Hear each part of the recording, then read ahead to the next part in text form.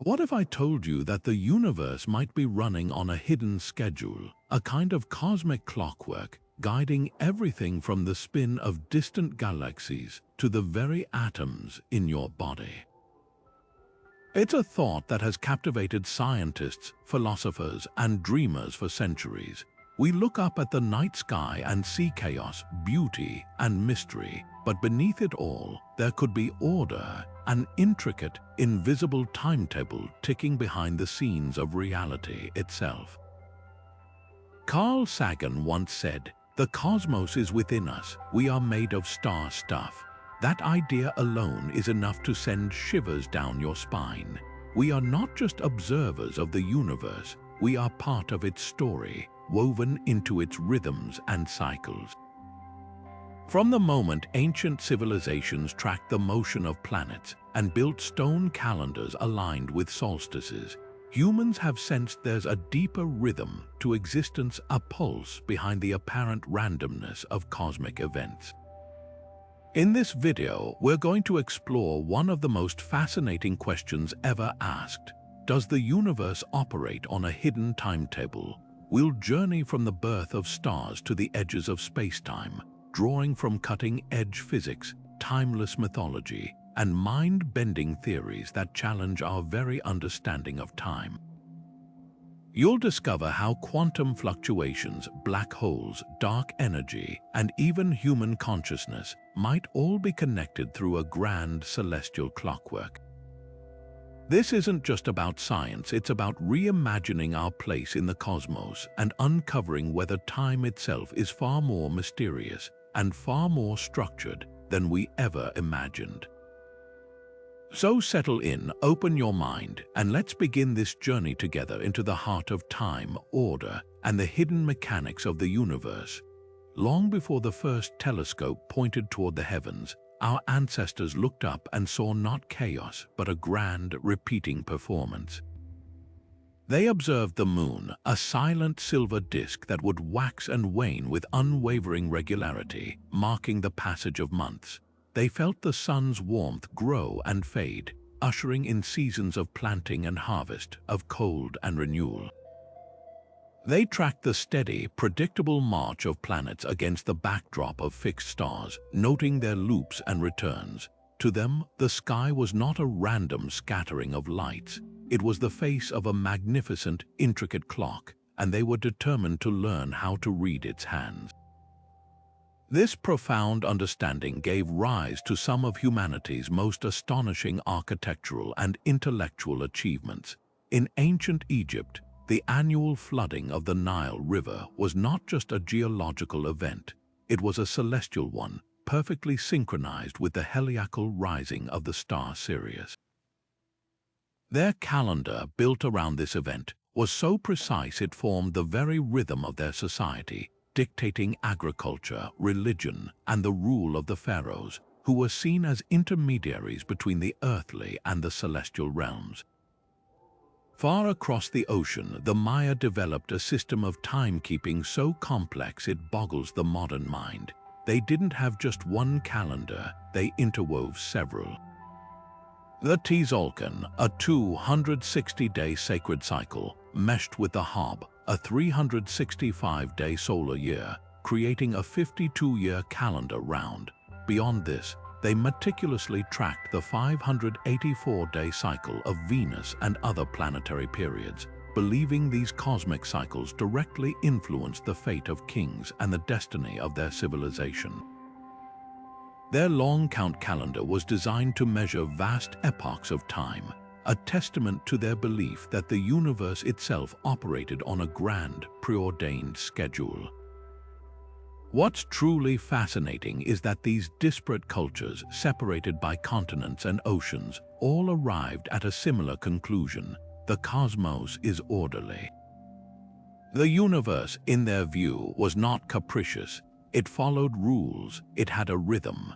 There was a hidden logic to existence, a timetable written in the stars, and by aligning their lives with these celestial patterns, by building stone circles that captured the solstice sun or pyramids that cast shadows along precise astronomical lines, they believed they could tap into that deeper order.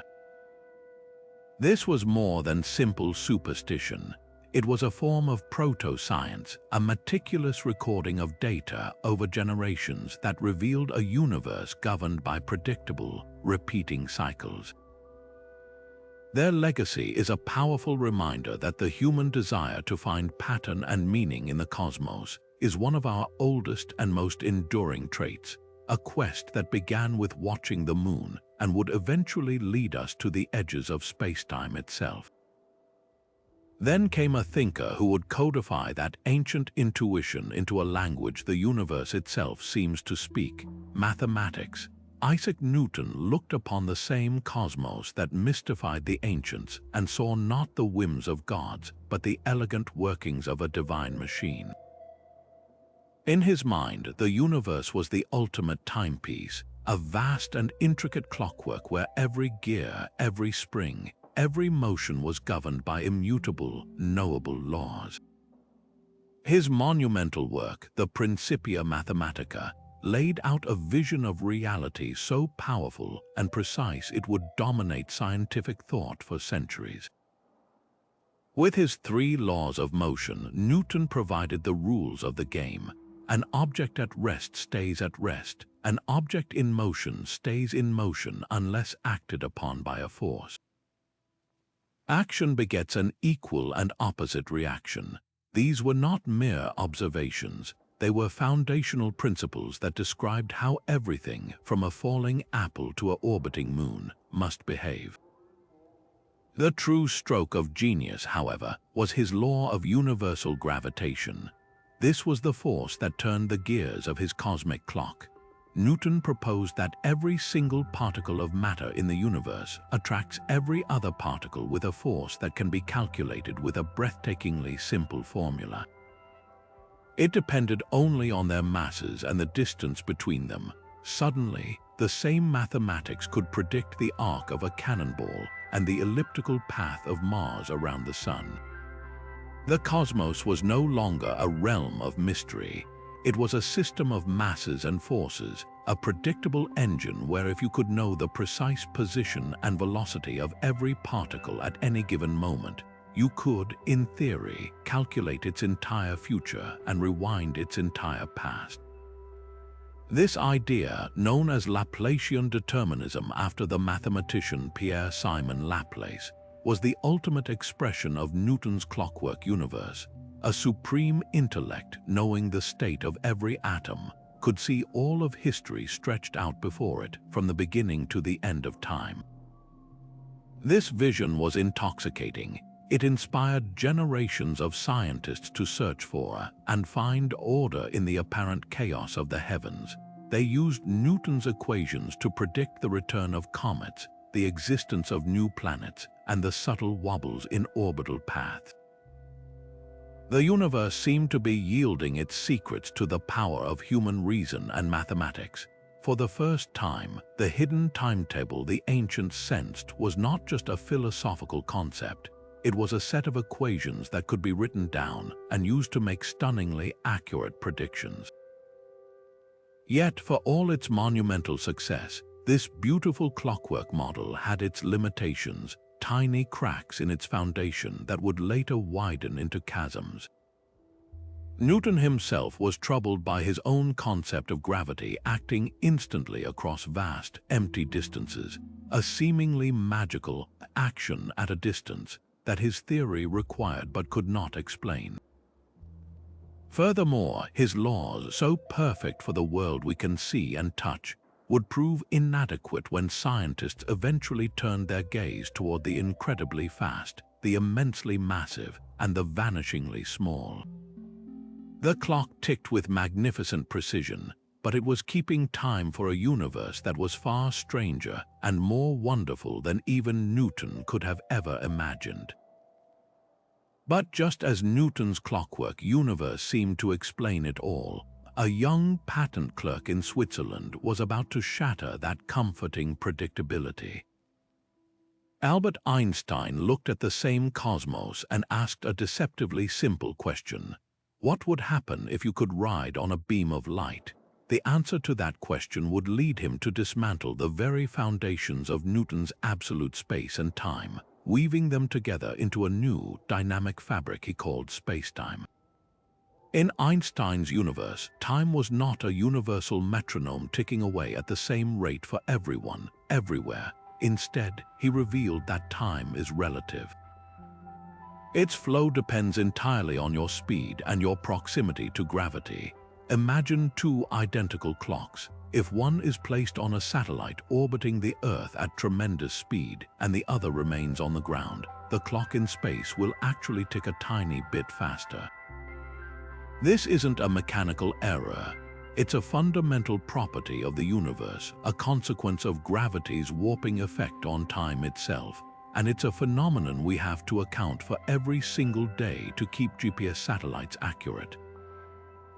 This radical idea is the core of his theory of general relativity, which paints a picture of the cosmos not as a stage with fixed dimensions upon which events play out, but as a flexible, four-dimensional fabric. In this model, mass and energy don't just sit within space, they bend and mold the very space-time around them. A massive object like the Sun creates a deep well in this fabric, and the planets orbit not because they are being pulled by some mysterious force, but because they are simply following the curved geometry of this warped space-time, like marbles rolling around a funnel. This means every event in the cosmos is interconnected within this four-dimensional continuum. Our location isn't just a set of three spatial coordinates, but a point in space-time. The universe, according to Einstein, does have a built-in structure, but it's not the rigid, ticking mechanism Newton envisioned. It's more like a dynamic, elastic tapestry that can stretch, compress, and ripple. This incredible complexity suggests that any hidden cosmic timetable would have to account for these local variations in the flow of time itself. A second near a black hole is not the same as a second in the empty void between galaxies.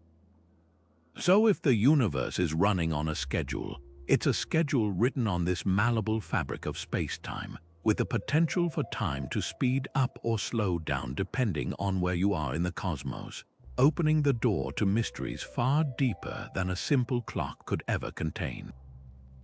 Just when Einstein's relativistic universe offered a new kind of order, one woven into the very fabric of space-time, physicists probing the subatomic realm stumbled into a world that defied all intuition. If Einstein gave us a cosmic tapestry, quantum mechanics presented us with a reality that was fundamentally fuzzy, probabilistic, and utterly bizarre. At the heart of this quantum revolution lies a principle that directly challenges the very notion of a predictable cosmic clock, the Heisenberg uncertainty principle. This isn't about a lack of information or imperfect measuring tools. It's a statement about the inherent nature of reality itself. The principle tells us that you cannot simultaneously know both the exact position and the exact momentum of a particle. The more precisely you pin down where it is, the less you can know about where it's going, and vice versa. It's as if the universe, at its most fundamental level, refuses to be completely known, preserving a core of unpredictability. This isn't a design flaw, it's a fundamental feature. This inherent fuzziness leads to phenomena that seem ripped from science fiction. Take the concept of superposition, famously illustrated by Erwin Schrödinger's thought experiment with a cat in a box. In the quantum world, a particle like an electron doesn't have to choose to be in one place or another. It can exist in a blurred state of all possible positions simultaneously, only settling into a definite state the moment it is observed or measured. This isn't just a mathematical quirk, it's the operating principle behind emerging technologies like quantum computers, which leverage this ability to be in multiple states at once to perform calculations impossible for classical machines. Now extend this weirdness to time itself. If a particle doesn't have a definite position, can time, against which its motion is measured, truly be said to flow in a smooth, continuous river? Some quantum gravity theories suggest that time might be granular, composed of discrete, indivisible chunks at the smallest scale of existence, known as the Planck time. In this view, the smooth passage of time we experience would be an illusion, much like a movie appears continuous, though it's actually a rapid sequence of still frames. Perhaps the most stunning challenge to our classical notions of order is quantum entanglement, a connection so strange Einstein himself famously derided it as spooky action at a distance.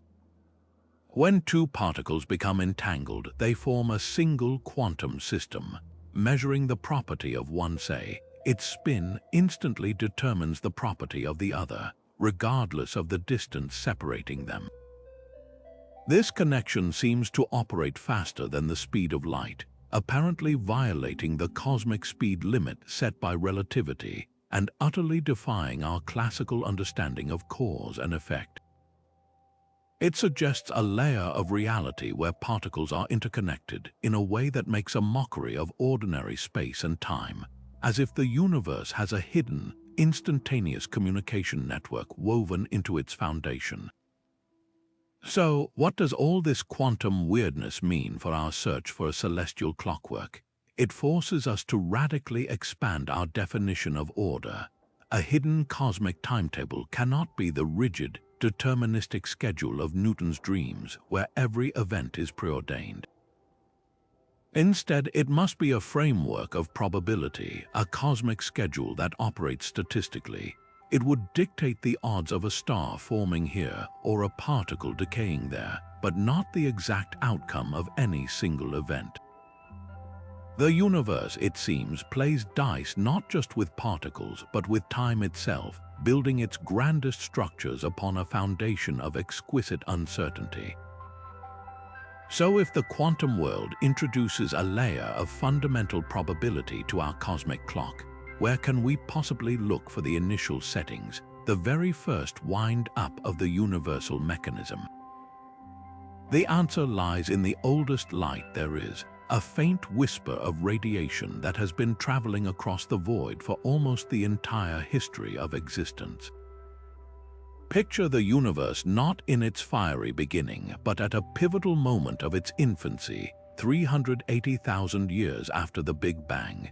Before this time, the cosmos was an opaque, searing plasma, so dense and hot that light particles, photons, were constantly smashing into free electrons trapped in a chaotic, blinding fog. There was no structure, no stars, no clear path for light to travel. But then, in a transformative event known as recombination, the expanding universe cooled just enough for a monumental shift. Electrons were finally captured by protons to form the first neutral hydrogen atoms. In that instant, the fog lifted. The photons, once perpetually scattered, were suddenly set free, streaming across the universe in every direction. That first burst of liberated light is what we detect today as the cosmic microwave background, or CMB. It is quite literally the afterglow of creation, a baby picture of the universe, fossilized in microwave radiation. And what does this ancient photograph reveal? At first glance, it appears astonishingly, almost unnervingly uniform. No matter which patch of sky you point your telescope toward, the temperature of this background radiation is the same too within a few hundred thousandths of a degree. This incredible smoothness was a profound puzzle. How could regions of the universe on opposite sides of the sky, regions that could never have been in contact with each other given the constraints of the speed of light, have reached the exact same temperature? It's as if 100 chefs in separate, soundproof kitchens all independently prepared the same intricate recipe with perfect, identical results. This paradox led scientists to propose a truly spectacular solution, a concept called cosmic inflation. The theory suggests that in the very first fraction of a second after the Big Bang, the universe underwent a period of exponential, faster-than-light expansion. It wasn't matter moving through space faster than light, but space itself stretching at an incomprehensible rate. This inflationary surge would have taken a tiny, homogeneous patch of the primordial universe and inflated it to a size larger than our entire observable cosmos, effectively ironing out any initial wrinkles and creating the vast, smooth canvas we see in the CMB. But inflation did more than just smooth things out. It also provided the seeds for all future structure. Due to quantum fluctuations, those tiny, probabilistic hiccups inherent to reality, this rapid stretching imprinted minuscule irregularities onto the fabric of spacetime itself. These infinitesimal ripples in density, these 1 part in 100,000 variations in temperature, are the most important part of the story. These tiny fluctuations, observed in exquisitely detailed maps from satellites like Planck and WMAP, are the blueprint for the cosmic timetable. They represent the initial conditions, the very first input into the universe's clockwork mechanism. The slightly denser regions, governed by gravity's relentless pull, began to attract more and more matter. Over hundreds of millions of years, these gravitational seeds grew into the first stars, then galaxies, then immense clusters and superclusters, the grand architecture of the modern cosmos.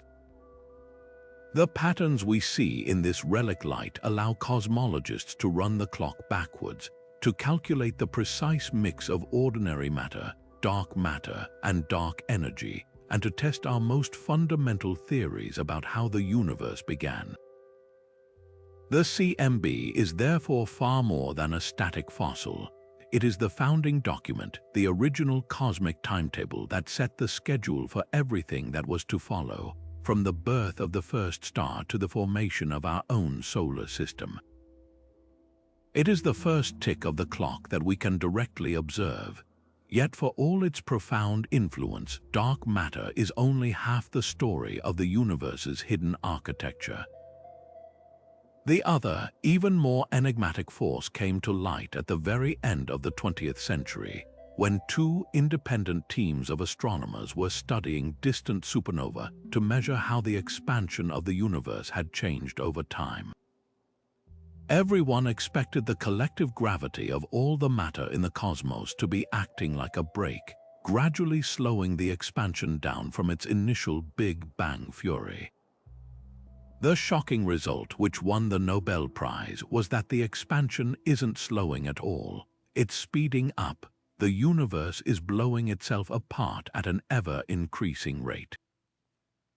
To explain this breathtaking discovery, scientists were forced to invoke a mysterious repulsive force, a kind of anti-gravity permeating the vacuum of space itself. They called it dark energy. Unlike dark matter, which pulls things together through gravity, dark energy is a property of empty space that pushes everything apart. Think of it as a kind of cosmic pressure that is inherent to the fabric of the universe itself. The most leading candidate for what dark energy might be is the cosmological constant, an idea that Einstein himself proposed and then later discarded as his greatest blunder. He originally inserted it into his equations to force a static, unchanging universe, but when the expansion of the universe was discovered, he removed it. Now it seems he may have been right for the wrong reason. This constant appears to be real, but it doesn't hold the universe static, it drives it apart. The truly bizarre property of dark energy is that it doesn't dilute as the universe expands. As more space is created, more dark energy appears within it, leading to a feedback loop of ever faster expansion. This makes it the ultimate master of the long-term cosmic timetable, dictating the universe's final fate. Together, these two invisible entities, dark matter and dark energy, act as the great timekeepers of the cosmos, working in opposition to one another across the eons. For billions of years, dark matter held the upper hand. Its gravitational pull governed the pace of cosmic structure formation, gathering the primordial gas from the CMB into galaxies and clusters on a very specific schedule. But around 5 billion years ago, a cosmic milestone was reached. The universe had expanded enough that the distances between galaxies became vast, causing the density of matter to drop significantly. At this point, the relentless, non-diluting push of dark energy finally overcame the weakening pull of gravity. It won the tug of war, and the universe transitioned from an era of deceleration into its current epoch of acceleration. This wasn't a random event. It was a predetermined shift written into the fundamental constants of our universe, a scheduled handoff from one unseen timekeeper to the other. This means the entire history and future of our cosmos, when galaxies formed, how quickly they assembled, and how they will ultimately drift apart into cold, lonely isolation, is dictated by the precise balance between these two unknown quantities. The fact that we live in a universe where this transition happened at just the right time to allow for the formation of stars, planets, and life itself is a profound puzzle. If the strength of dark energy were even slightly different, the cosmic timetable would be catastrophically altered, rendering the universe either too short-lived for complexity to emerge or too rapidly expanding for any structures to ever form at all. Their hidden dance is the metronome setting the tempo for the grand symphony of the universe, a rhythm we are only just beginning to hear. So if dark matter and dark energy set the grand architectural timetable for the cosmos, the very stuff we and our world are made of, the chemical elements, also follows a meticulous and breathtaking schedule written in the life and death of stars. Look at your hand, the calcium in your bones, the iron in your blood, the oxygen you breathe. None of these were present in the newborn universe. The Big Bang produced only the lightest of elements, hydrogen, helium, and a trace of lithium. For hundreds of millions of years, the universe was a vast, simple soup of these primitive atoms. The rich diversity of the periodic table, the very building blocks of planets and life, had to be forged later in the most extreme crucibles nature has to offer. This process is called nucleosynthesis, and it is the universe's own form of alchemy, running on a clockwork schedule dictated by stellar physics. The story begins in the hearts of stars, those immense fusion reactors that dot the cosmos. A star's life is a constant battle between the inward crush of gravity and the outward push of energy released by nuclear fusion. For most of its life, a star like our Sun is peacefully fusing hydrogen into helium in its core. This is a stable, long-lasting phase, the main sequence, and it sets the first major time marker. A star's mass is its destiny, and it dictates the pace of this entire process. A humble red dwarf with a fraction of the Sun's mass will burn its hydrogen fuel so slowly and efficiently that it can shine for trillions of years, far longer than the current age of the universe. In contrast, a colossal blue giant star, many times more massive than the Sun, lives a spectacular but brief life, burning through its fuel in just a few million years before meeting a violent end. The mass of a star at its birth effectively sets a timer for when it will begin creating heavier elements and ultimately when it will seed the cosmos with them. When a star exhausts the hydrogen in its core, the balance of forces shifts. Gravity gains the upper hand, causing the core to contract and heat up dramatically. This ignition of new fuel marks the next scheduled event on the stellar calendar. In a star like the Sun, the core becomes hot enough to begin fusing helium into carbon and oxygen. This is a more complex process, and it signals the star's transition into its red giant phase. For our Sun, this event is scheduled for about 5 billion years from now. In these later life stages, the star becomes a layered onion, with shells of fusion occurring around an increasingly dense core.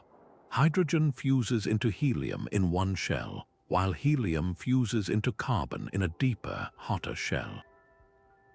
In the most massive stars, this process continues step by step, climbing the periodic table. Carbon can fuse into neon, neon into oxygen, oxygen into silicon, and finally, silicon into iron. Each step requires a higher temperature and pressure, and each step burns faster than the last. The fusion of silicon into iron takes a massive star less than a day. But here, the scheduled fusion process hits a hard deadline. Fusing elements into iron does not release energy, it consumes it. Iron is the ash of nuclear fusion, the endpoint of stellar alchemy. With a core now composed of inert iron, it can no longer support itself against the star's immense gravity. The core collapses catastrophically in less than a second, triggering a titanic rebound explosion known as a core collapse supernova. The energy released in this final, scheduled cataclysm is staggering. For a brief moment, the supernova can outshine an entire galaxy. In this maelstrom of unimaginable energy and neutron flux, elements heavier than iron are forged through rapid neutron capture, a process known as the R process. This is how we get elements like gold, silver, platinum, and uranium. The supernova then blasts these newly minted elements, along with all the others created during the star's life, out into the interstellar medium, enriching the cosmic gas clouds that will one day form new stars and planets. There is another, even more extreme scheduled event that can create heavy elements, the collision of two neutron stars. These are the incredibly dense, city-sized remnants of massive stars. When two of them spiral into each other and merge, they create conditions so violent and neutron-rich that they are likely the primary cosmic source for the heaviest elements like gold and platinum. The 2017 observation of such a collision, which sent gravitational waves rippling through the Earth and a follow-up flash of light across the electromagnetic spectrum, was a monumental confirmation of this scheduled alchemy. It showed us that the gold in a wedding ring was likely forged in the furious collision of dead stars billions of years ago. This means the periodic table is not just a static classification of elements. It is a historical document, a timeline of cosmic chemical evolution. The abundance of each element in the universe today is a direct reflection of how many stars of a certain mass have lived and died over billions of years, faithfully following the nuclear schedules written into the laws of physics. The universe didn't create the elements for life all at once. It patiently built them over eons on a strict and predictable timetable in the hearts of stars and the violence of their deaths. So we have this grand cosmic timetable, written in the afterglow of the Big Bang and executed by the invisible hands of dark matter and dark energy. But how do we, as observers confined to a single galaxy, actually detect the subtle workings of this schedule? The answer lies not in looking out at the distant, faint edges of the cosmos, but in looking closer to home at the very motion of our own galactic neighborhood. It was here, in the careful study of how galaxies spin, that scientists found the first undeniable evidence that most of the universe's matter is missing, hidden from our view, yet dictating the rhythm of cosmic motion. The story begins in the 1930s with a pioneering astronomer named Fritz Zwicky. While studying the Coma Cluster, a vast gathering of galaxies, he noticed something peculiar. The individual galaxies within the cluster were moving so rapidly that the collective gravity of all the stars and gas he could see should not have been nearly strong enough to hold the cluster together. By all rights, the cluster should have flown apart eons ago. Zwicky reasoned that there must be a tremendous amount of unseen matter, what he called dunkel materie, or dark matter, providing the extra gravitational glue to keep everything bound together. His idea was radical and, at the time, largely ignored.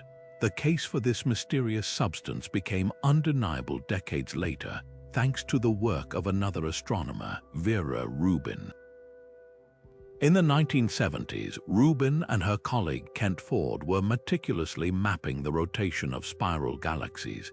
They expected to see something that made intuitive sense based on Newton's laws, the same laws that govern our solar system.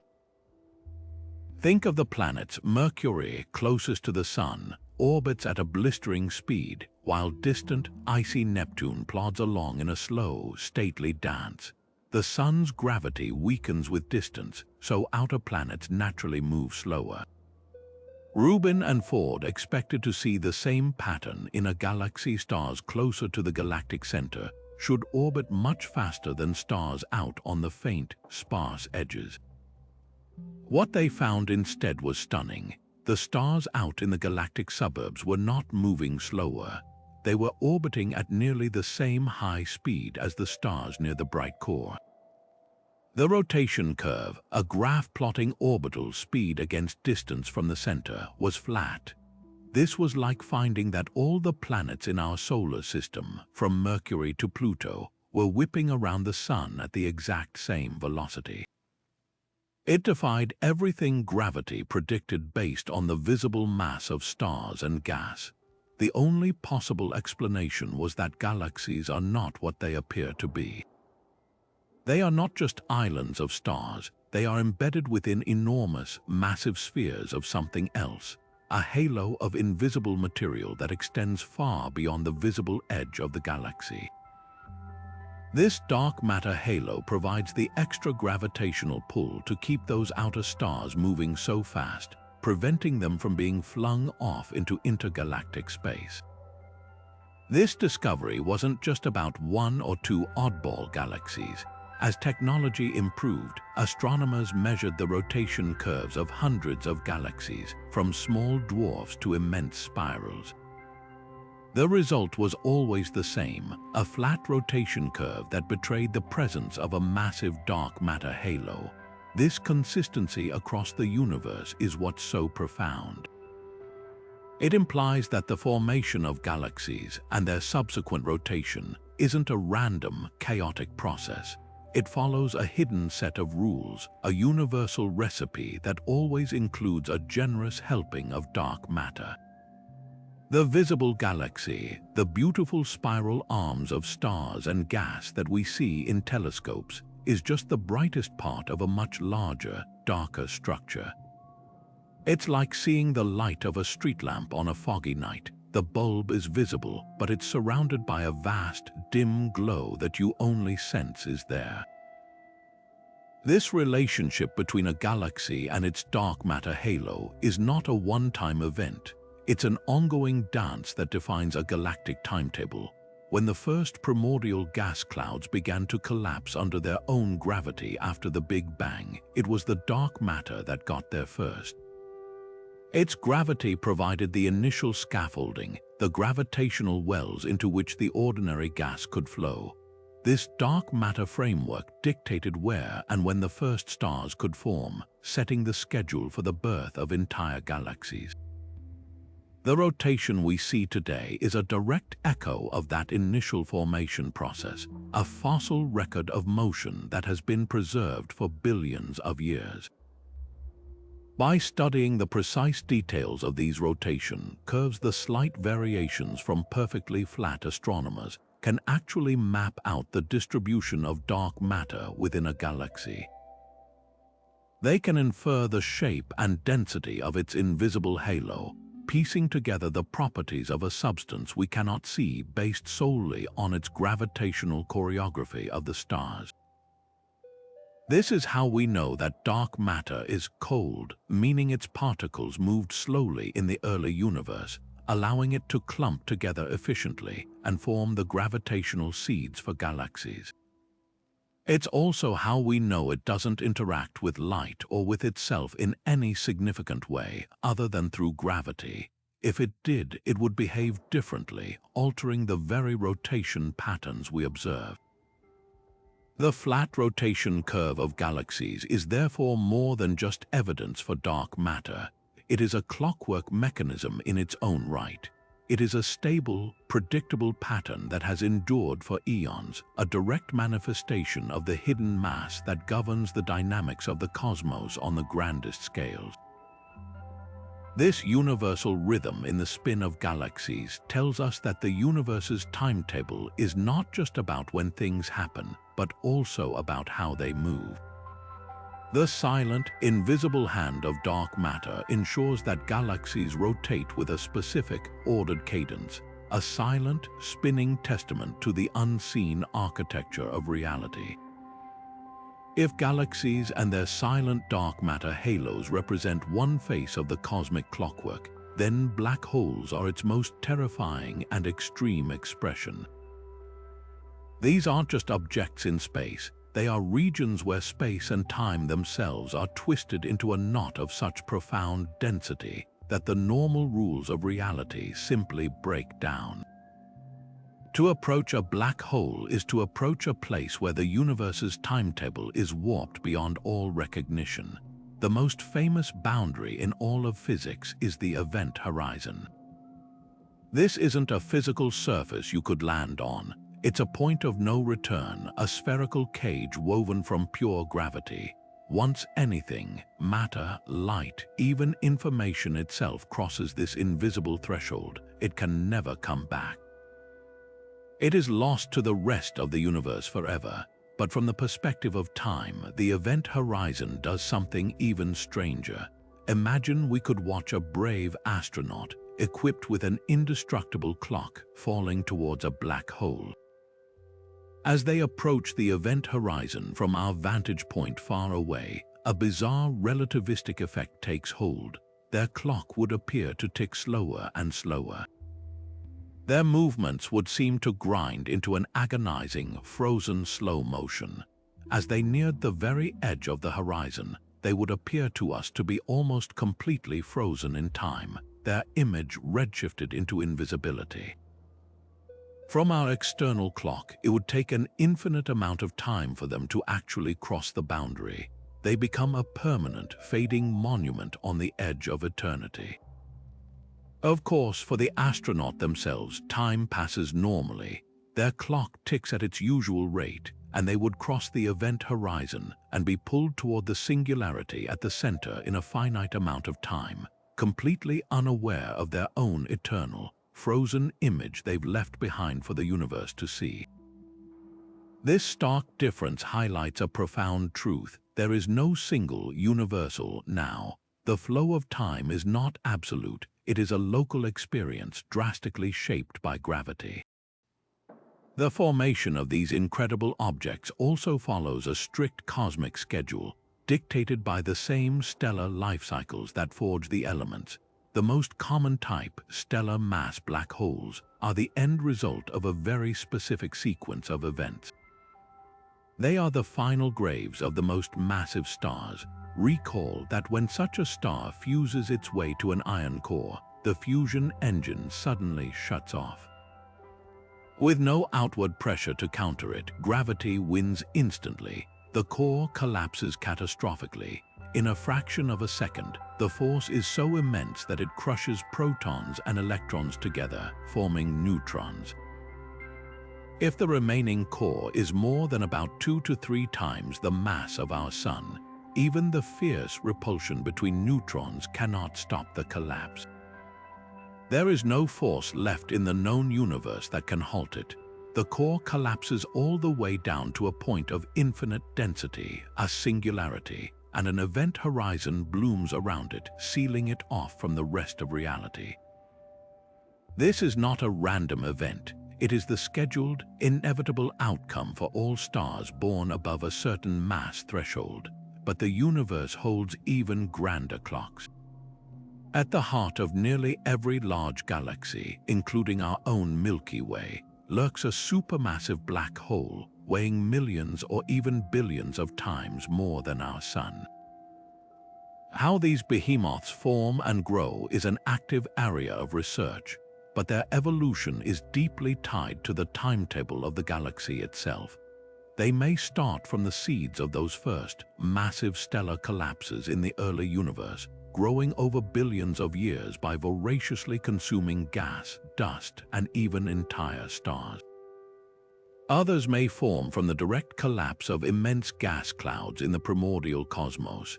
Their growth is not constant. It happens in fits and starts, often triggered by galactic collisions that funnel vast amounts of material into the center. When they are actively feeding, they become the most powerful engines in the universe, quasars blazing with the light of 1,000 galaxies as matter spirals in at near light speed, heating to incredible temperatures before vanishing across the horizon. These active phases are a crucial part of a galaxy's development, regulating star formation and injecting energy back into the system. The mass of a central supermassive black hole is even curiously correlated with the properties of its host galaxy's central bulge of stars, suggesting their growth and the galaxy's evolution are locked together on a shared cosmic schedule, two aspects of a single, intertwined clockwork mechanism.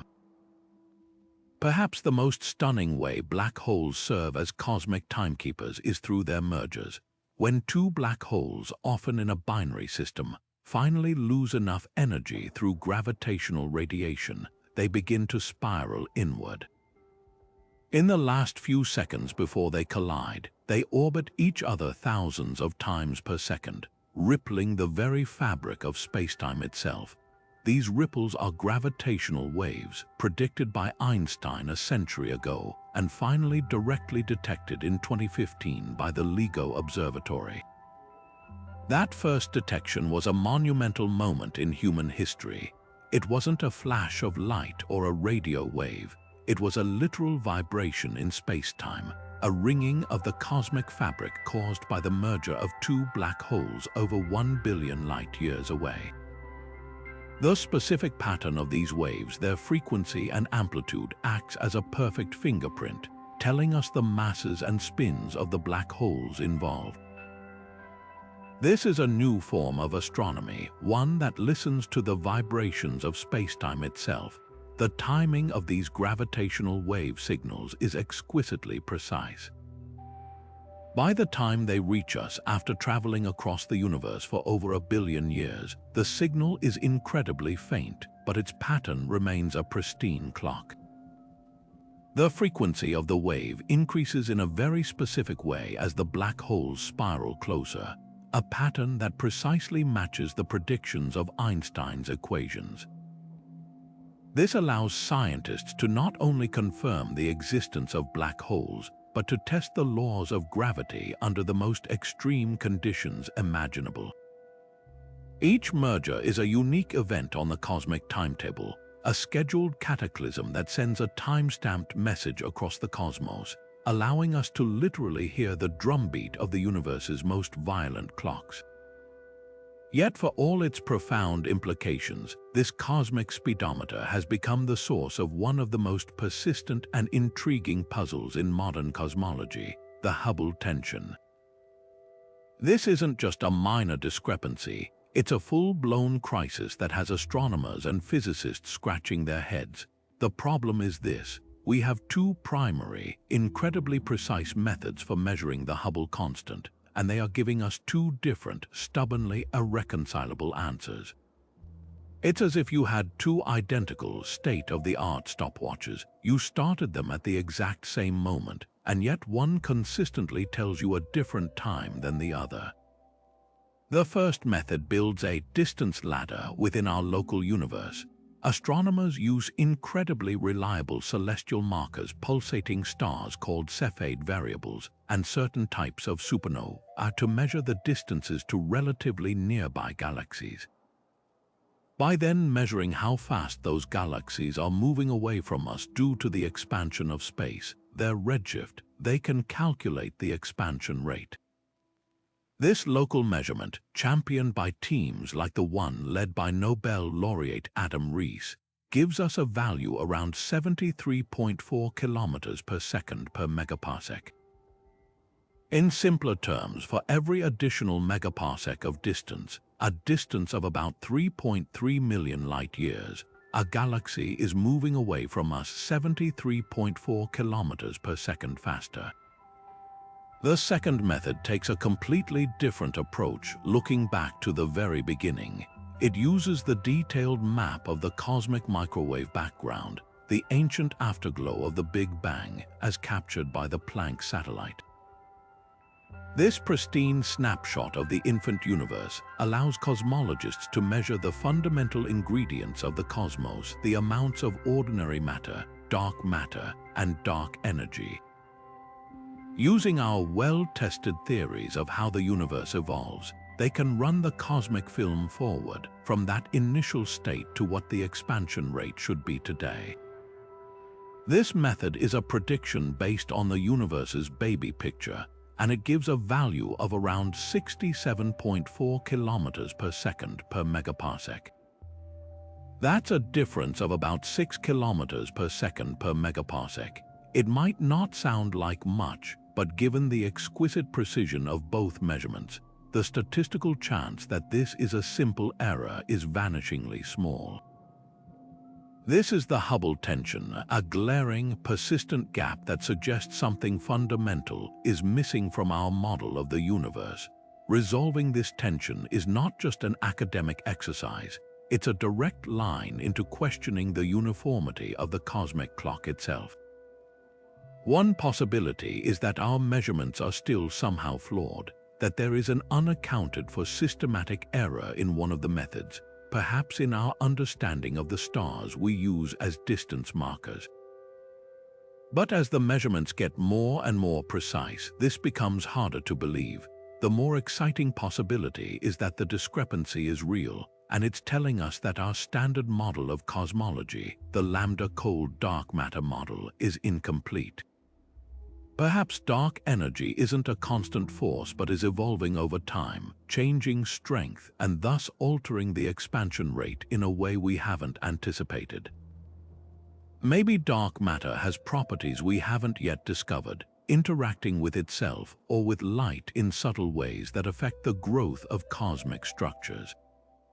Some have even proposed more radical ideas, like the existence of a new type of neutrino or a flaw in our understanding of gravity itself on the largest scales. The implications for the cosmic timetable are profound. The Hubble constant is the single most important number for forecasting the ultimate fate of everything. A faster expansion rate, as indicated by the local measurements, suggests a universe that will expand forever at a more rapid pace, leading to a colder, lonelier end in a heat death.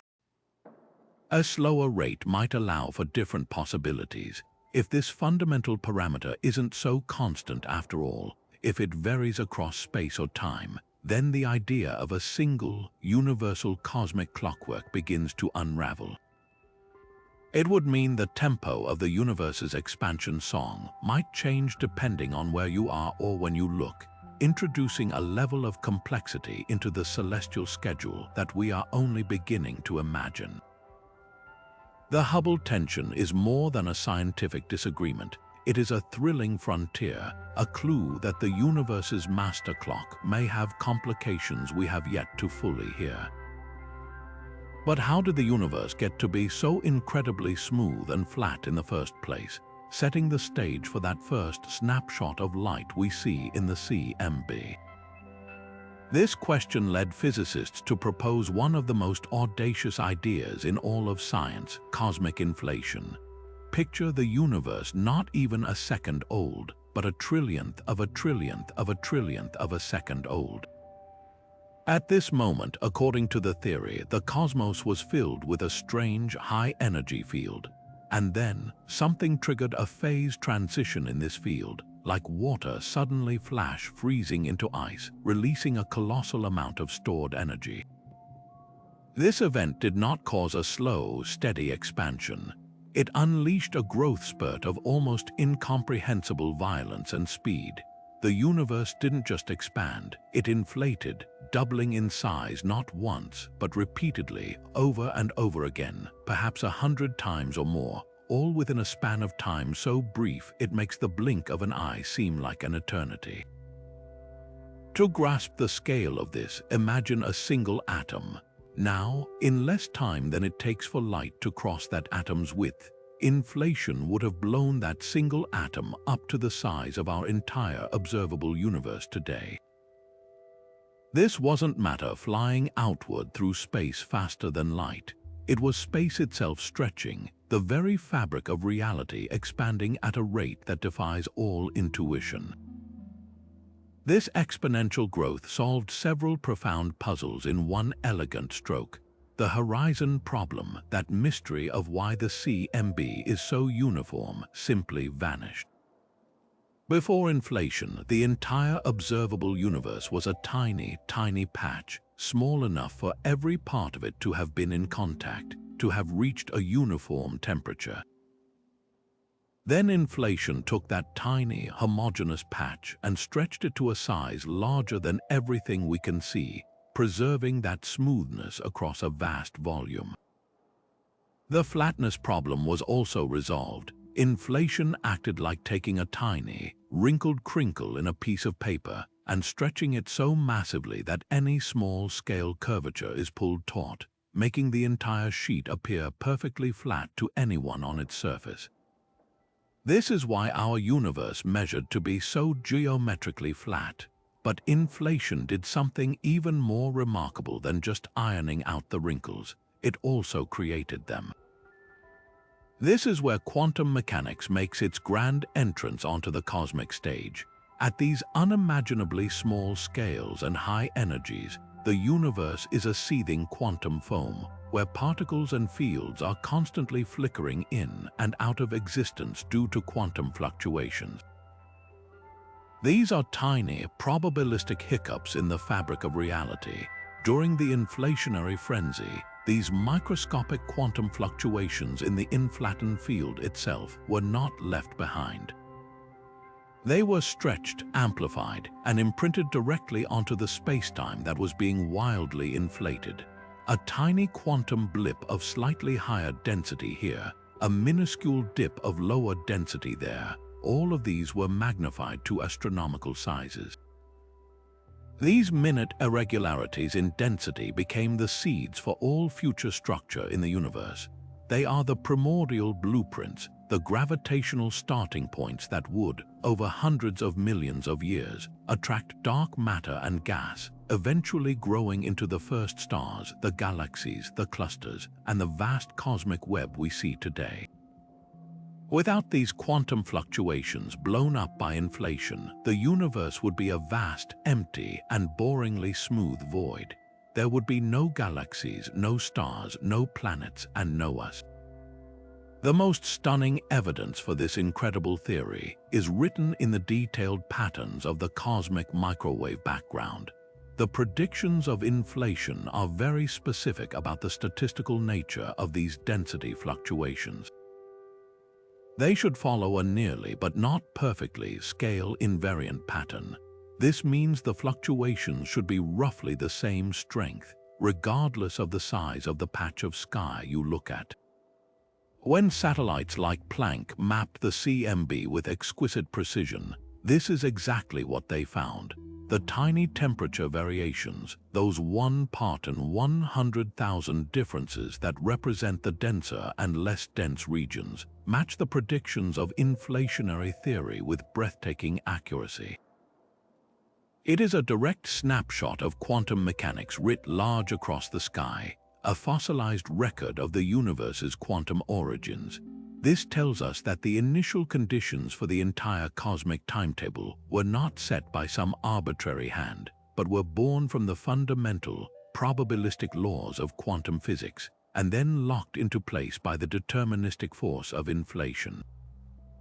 It established the initial wind-up of the cosmic clock, setting the specific timing for gravitational collapse, galaxy formation, and the ultimate large-scale structure of everything that exists. And so we arrive at the very engines of cosmic change, the grand factories where the raw materials of existence are forged and scattered across the void, the stars themselves.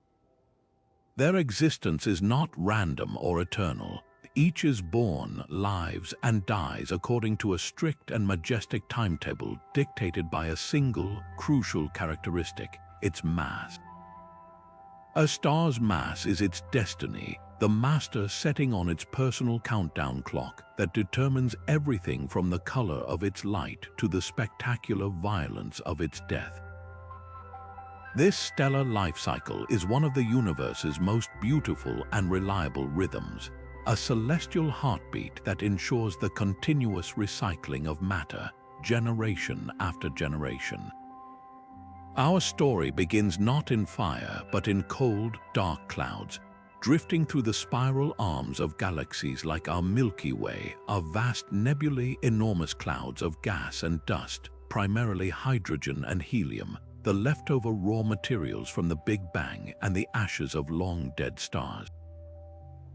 For eons, these clouds remain placid and diffuse, but then a trigger, perhaps the shock wave from a nearby supernova explosion, or the gentle gravitational nudge as two galaxies pass near each other.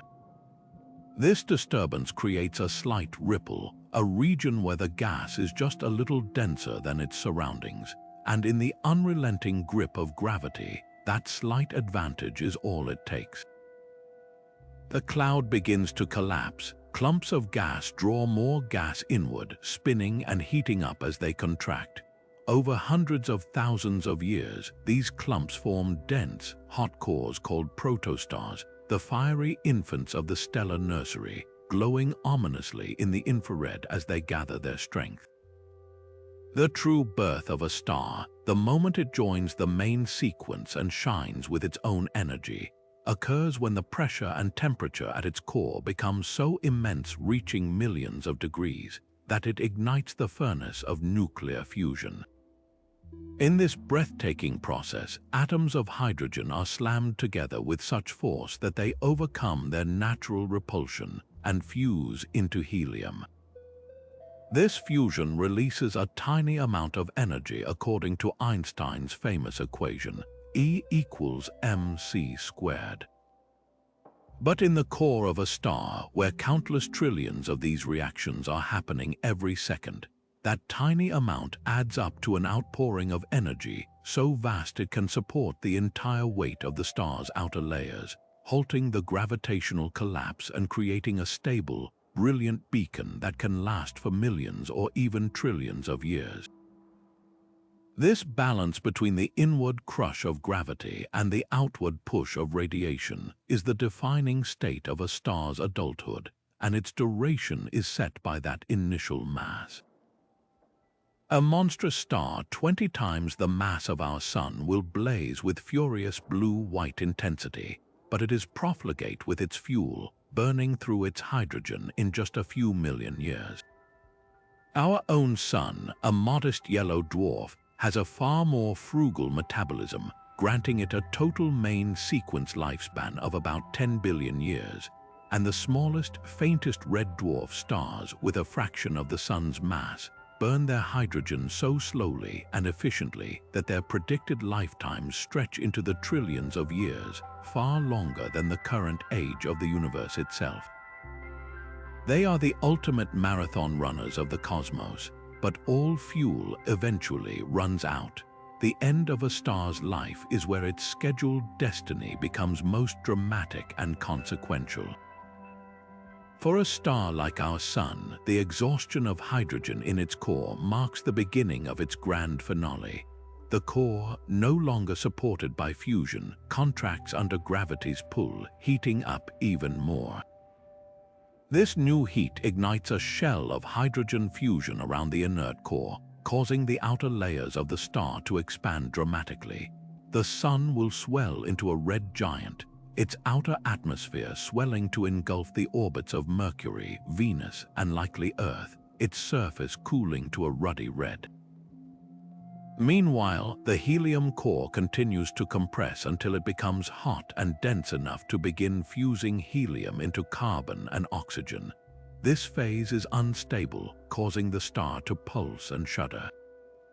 Eventually, these convulsions will push the star's outer layers gently out into space, creating a beautiful, glowing shell of gas called a planetary nebula.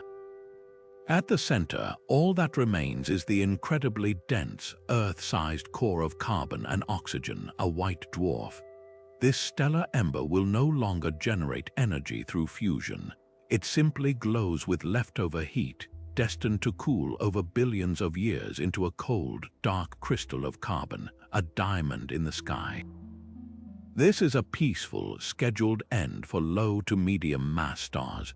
For the true giants of the stellar world, death is a far more spectacular and vital event. A massive star lives fast and dies young, but its death is what seeds the universe with the possibility of life. When such a star exhausts its hydrogen, its greater gravity allows it to continue fusion further up the periodic table. Its core becomes a layered onion. A shell of hydrogen fusion surrounds a shell of helium fusion, which in turn surrounds a core that is fusing carbon into neon, then oxygen into silicon, and finally silicon into iron. Each stage burns hotter and faster than the last. The fusion of silicon into iron can take less than a day, but iron is fusion's dead end. Fusing iron consumes energy instead of releasing it. With its energy source suddenly cut off, the star's core has no defense against its own immense gravity. It collapses catastrophically, not in millions of years, but in a fraction of a second.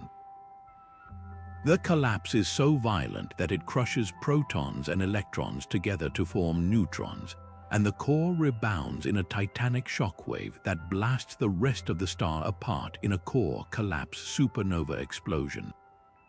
For a brief moment, this single dying star can outshine its entire host galaxy. In this maelstrom of unbelievable energy and neutron flux, the elements heavier than iron are forged: the gold in your jewelry, the silver in electronics, the iodine in your body, the uranium in nuclear reactors. All of it was created in the heart of a dying star, or in the subsequent neutron-star collisions these explosions can trigger. The supernova then scatters these newly forged elements, along with all the others created during the star's life, out into the interstellar medium. This enriched gas, now peppered with carbon, nitrogen, oxygen, iron, and all the other ingredients for planets and life, will eventually coalesce into new molecular clouds, forming the next generation of stars surrounded by rocky planets and perhaps giving rise to living worlds. Our own solar system formed from such a cloud, enriched by the deaths of long-gone massive stars. We are literally, as Carl Sagan said, star stuff. The predictable life and death of stars is the universe's greatest recycling program, a clockwork of creation and destruction that turns simple hydrogen into the complex chemistry of life on a schedule written into the fundamental laws of physics.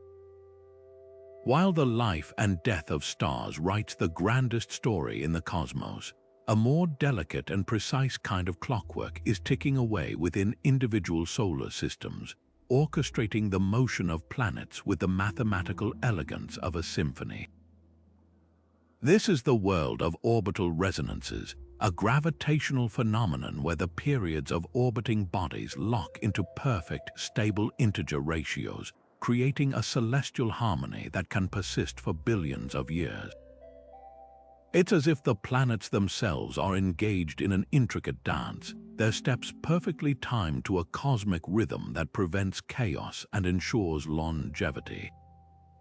This isn't just a curious astronomical footnote.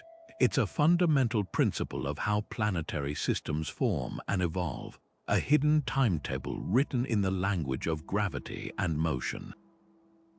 We can find a stunning example of this right in our own cosmic backyard with Jupiter and its moons.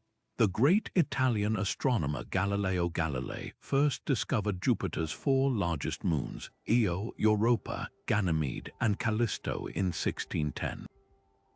But it was later astronomers who uncovered their beautiful gravitational waltz.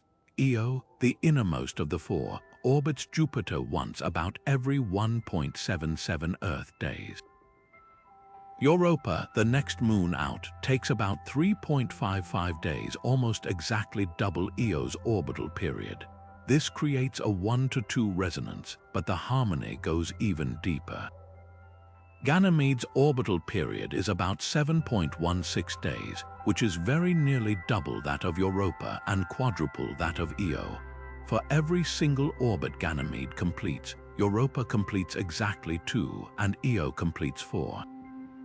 This precise 1-to-4 ratio means these three moons regularly line up in the same configuration, their gravitational pulls reinforcing each other in a consistent, repeating pattern. This constant gravitational tug-of-war has profound effects, most visibly on Io, the most volcanically active body in the entire solar system. The relentless, periodic stretching from Jupiter and its sister moons heats Io's interior through tidal friction, turning it inside out and covering its surface in hundreds of active volcanoes. This isn't random violence, it's a direct and scheduled consequence of its place in the resonant clockwork. This phenomenon isn't limited to our solar system. Some of the most compelling evidence for the universality of orbital resonances comes from the study of exoplanets, particularly the TRAPPIST-1 system. This system, about 40 light-years away, features a remarkably compact family of 7 Earth-sized planets orbiting a small, cool red dwarf star. The orbits of these worlds are so close together that if you were standing on the surface of one, another planet could appear in the sky larger than our own moon. In such a cramped neighborhood, gravitational chaos would seem inevitable, leading to catastrophic collisions or planets being flung out into the void. Yet, the TRAPPIST-1 system is incredibly stable, and the reason is a breathtaking chain of orbital resonances that links nearly all of its planets. The orbital periods of the planets are all related by ratios of small integers. For instance, for every 2 orbits the innermost planet completes, the second planet completes 3. This is a 2-to-3 resonance. The next pair might be in a 3-to-4 or 4-to-5 resonance, and so on throughout the system. This interconnected web of gravitational timing means the planets gently tug on each other at the same points in their orbits over and over again, creating a stable, repeating pattern that protects them from disruptive, random pulls. It's a self-regulating clockwork of extraordinary precision. The existence of these resonances is far from accidental. It is a direct fossil record of the system's formation. Scientists believe these harmonious relationships are established very early in a solar system's life, as young planets still embedded in a disk of gas and dust migrate inward toward their star. As a planet moves, it exchanges energy and momentum with the surrounding disk, causing its orbit to change. When 2 migrating planets approach a simple integer ratio in their orbital periods, their gravitational interactions can lock them into that resonance, like 2 gears clicking into place. Once locked in, this configuration can be incredibly stable, often lasting for the entire lifetime of the star. This means that by studying the resonant patterns we see today in systems like TRAPPIST-1 or around Jupiter, we are essentially looking back in time at the final stages of planet formation, witnessing the outcome of the gravitational processes that sculpted these worlds into their current, stable orbits. The resonances are the universe's method of imposing order, a scheduled outcome of planetary migration that prevents newly formed systems from tearing themselves apart. The practical effect of this cosmic scheduling is the long-term maintenance of planetary real estate. Resonances can create clear lanes in the traffic of a solar system, acting as gravitational guardrails. They can define stable gaps like the famous Kirkwood gaps in the asteroid belt, where the orbital period of any asteroid would be a simple fraction of Jupiter's.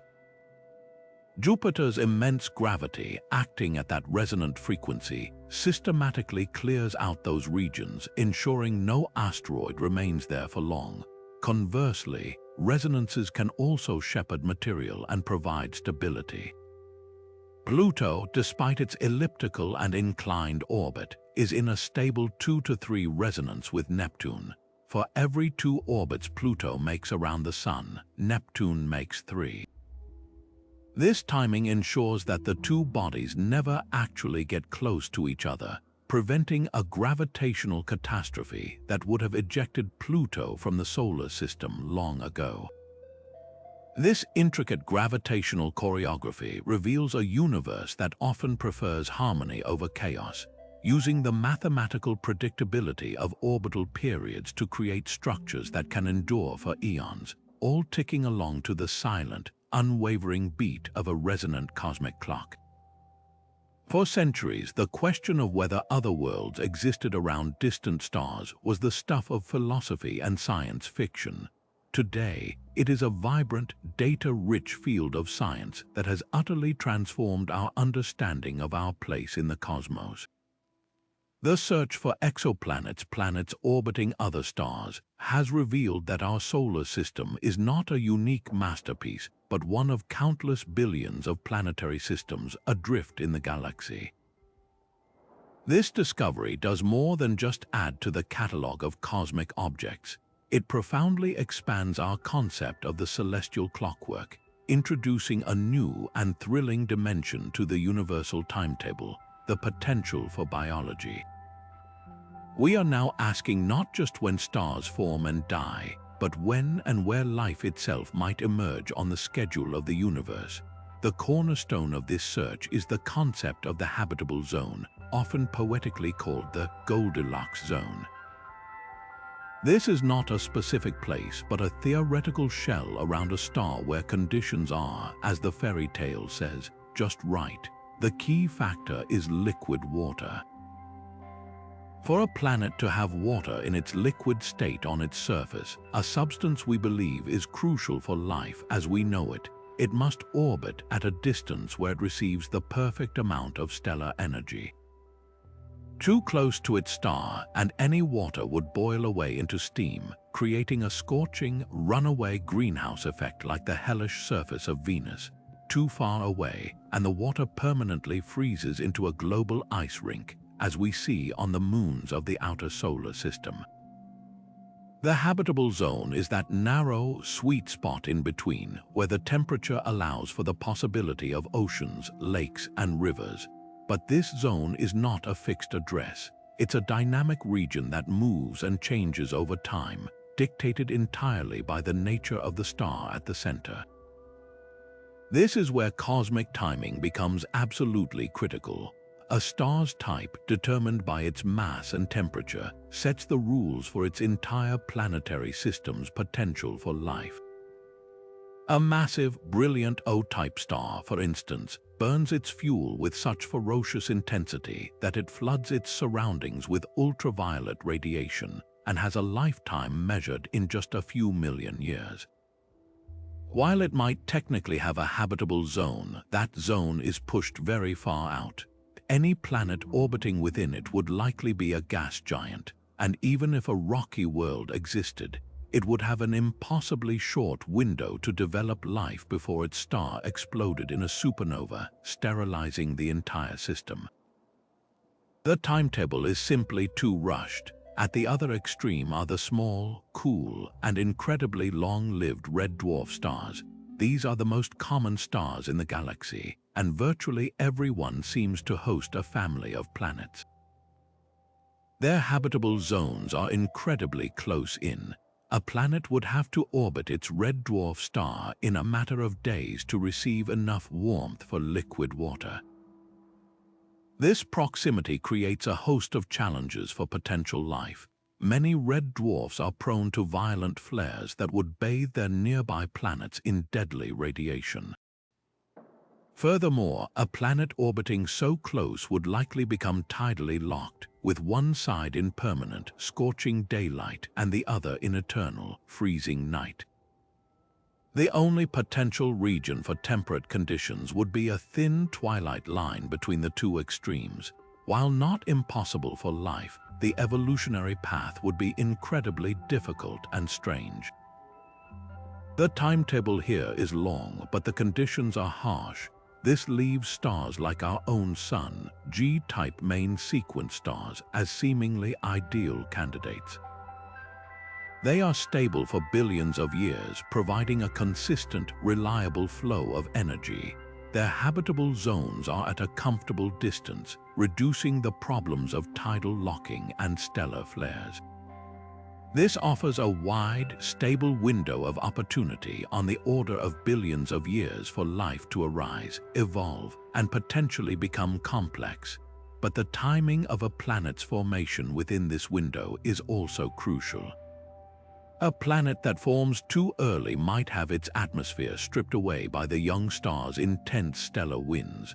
One that forms too late might not have time for the complex chemical processes of abiogenesis to occur before the star itself begins to change. The planet must also have the right ingredients: a rocky composition, a protective magnetic field, and perhaps a large moon to stabilize its axial tilt and create tides that mix the oceans. All of these factors must align on the schedule set by the star's own life cycle. The most thrilling aspect of modern astronomy is that we are no longer just theorizing about these conditions. We are beginning to find real-world examples. Telescopes like Kepler, TESS, and the James Webb Space Telescope are allowing us to move from mere discovery to detailed characterization. We have found planets orbiting within the habitable zones of their stars. We are now analyzing their atmospheres, searching for the chemical fingerprints of life, biosignatures like oxygen, methane, and water vapor. Each new world is a data point on the cosmic timetable, helping us answer the profound question: is the emergence of life a rare, freak accident, or is it a scheduled, predictable outcome of universal physics and chemistry, written into the clockwork of planet formation and stellar evolution? The search for exoplanets has connected the grand, impersonal schedule of the cosmos to the most intimate of possibilities: that we are not alone, and that the universe may be ticking not just to the rhythm of spinning galaxies and dying stars, but to the rhythm of biology itself. Yet for all the intricate order we find in our own cosmos, from the resonant orbits of planets to the life cycles of stars, some of the most profound theories in modern physics suggest that our entire universe might be just one page in an infinite book, a single bubble in a vast, frothing cosmic foam. This is the staggering concept of the multiverse, an idea that radically reimagines the very notion of a cosmic timetable, suggesting that instead of one master clock, there could be a cacophony of countless clocks, each ticking to its own rhythm and governed by its own unique set of physical laws. The journey to this mind-bending idea often starts with the theory of cosmic inflation. As we discussed, most cosmologists agree that our universe underwent a period of exponential expansion in its first moments. But what if that inflationary period didn't just happen once and then stop? What if it's eternal, a process that continues forever in a much larger meta-reality? This is the core of the eternal inflation hypothesis. In this view, the energy field that drives inflation, the inflaton field, doesn't decay everywhere at once. Instead, it decays in localized patches, like bubbles spontaneously forming in a pot of boiling water. Each of these bubbles is a region where inflation has ended, allowing for the formation of a stable universe with its own distinct properties. But outside of these bubbles, the inflationary field continues to rage, constantly creating new regions of space-time, which in turn spawn their own infinite number of new bubble universes. In this eternal, self-replicating landscape, our entire cosmos, with its hundreds of billions of galaxies, is just one single bubble among an infinite and ever-growing number. This leads to an even more profound implication, one that directly challenges the idea of a single, universal schedule. the laws of physics we take for granted, the strength of gravity, the mass of an electron, the value of the cosmological constant, might not be fundamental, immutable truths. They might be more like local bylaws, frozen into place randomly when our particular bubble universe formed from the inflationary field. In other universes, these constants could be wildly different. In one universe, gravity might be so strong that it crushes any potential star into a black hole instantly. In another, the nuclear forces might be too weak to ever bind protons and neutrons together, preventing the formation of atoms altogether. Each of these universes would have its own unique timeline, its own potential for structure, and its own ultimate fate. Some might blink into and out of existence in a microsecond, while others could endure for trillions upon trillions of years in cold, empty stability. The grand clockwork we observe in our reality would be just one possible expression of physics, one specific timetable among an infinity of others. Another compelling path to the multiverse comes from the strange rules of quantum mechanics through the many worlds interpretation. This is not about universe creation through inflation, but about a perpetual branching of reality itself. In the classic quantum thought experiment, a particle exists in a superposition of states, like Schrödinger's cat being both alive and dead until it is observed, collapsing it into one definite state. The many worlds interpretation proposed by Hugh Everett offers a radical alternative. There is no collapse. Instead, at the moment of measurement, the universe itself splits into multiple branches. In one branch, the observer finds the cat alive. In another, equally real branch, a copy of the observer finds the cat dead. Every quantum event with multiple possible outcomes causes the entire cosmos to branch, creating a constantly proliferating tree of parallel realities. In this view, every possible history that could have happened did happen in some branch of the multiverse. There's a universe where the dinosaurs weren't wiped out by an asteroid. A universe where you made a different choice at a pivotal moment in your life. The timeline isn't a single, predetermined thread. It's an endlessly splitting river delta with every possible outcome occurring somewhere. This suggests a multiverse of breathtaking specificity, where every moment generates near infinite copies of reality, each with its own slightly altered past and future. The final frontier for multiverse theories lies at the intersection of physics and mathematics, in the realm of string theory and the concept of the string landscape. String theory proposes that the fundamental building blocks of reality are not point-like particles but tiny, vibrating strings. To make the math of string theory work, it requires more than the 3 spatial dimensions and 1 time dimension we experience. It requires 10 or even 11 dimensions. We don't perceive these extra dimensions because they are compactified, curled up into shapes too small for us to detect. And here's where it connects to the multiverse. The way these extra dimensions are curled up determines the laws of physics in that universe, including the values of all the fundamental constants. String theory doesn't predict one unique way for this to happen. It allows for a staggering number of possibilities, perhaps 10 to the 500th power or more. This vast collection of possible configurations is known as the string landscape. Each stable configuration corresponds to a different possible universe with its own physical laws. Our universe, then, is just one point in this incomprehensibly vast landscape, one where the constants are fortuitously set to allow for galaxies, stars, planets, and life. The timetable we've been exploring throughout this video, the schedule of the Big Bang, inflation, and stellar evolution, is simply the local timeline for our particular valley in this cosmic landscape. The multiverse concept, while mathematically compelling, forces us to confront the most fundamental question of all. If there are infinite universes with infinite timetables, does the idea of a hidden schedule still have meaning? Is there a meta-clock that governs the bubbling of inflating space or the branching of quantum worlds? Or are we left with a picture of ultimate chaos where anything that can happen does happen somewhere for no reason other than pure possibility? This doesn't necessarily invalidate the order we see in our own universe. It simply places it in a much larger and perhaps more mysterious context. The precise rhythms of our celestial clockwork become even more remarkable not because they are the only possible rhythms, but because they are the specific, harmonious rhythms that allowed for our existence, enabling us to be here to observe the time and wonder about its source. Just when you thought the quantum world couldn't get any stranger, along comes an idea so bizarre it seems to defy the most fundamental laws of physics.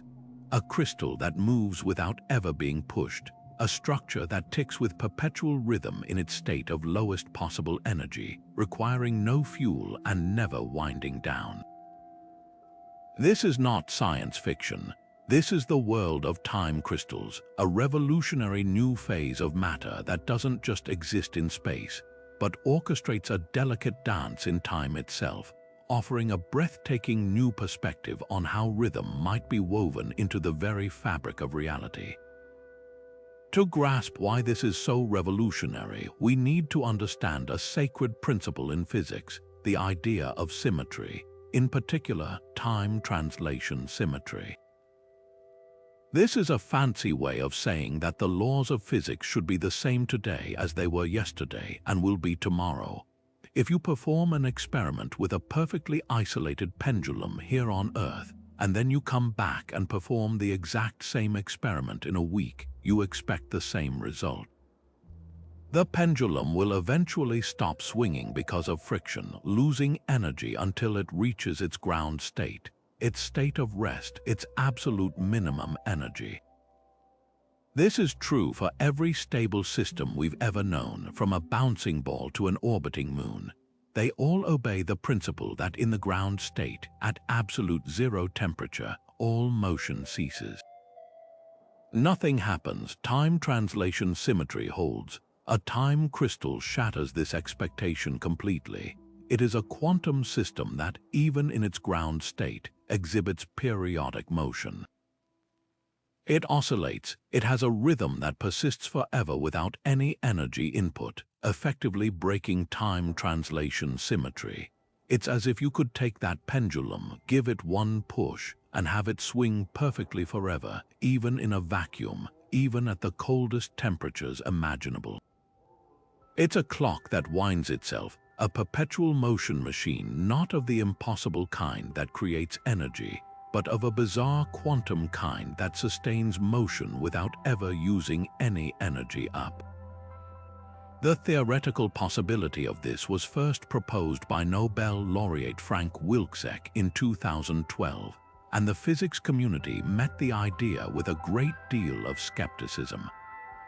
It seemed to violate fundamental tenets, but by 2017, two separate teams, one at the University of Maryland and one at Harvard, had created different versions of time crystals in the lab, not by breaking the laws of physics, but by exploiting the peculiar rules of quantum mechanics. How is this magic trick performed? The key isn't to find a system that creates energy from nothing, but to create a system that is perpetually out of equilibrium, forever frustrated, unable to settle into a single, static ground state.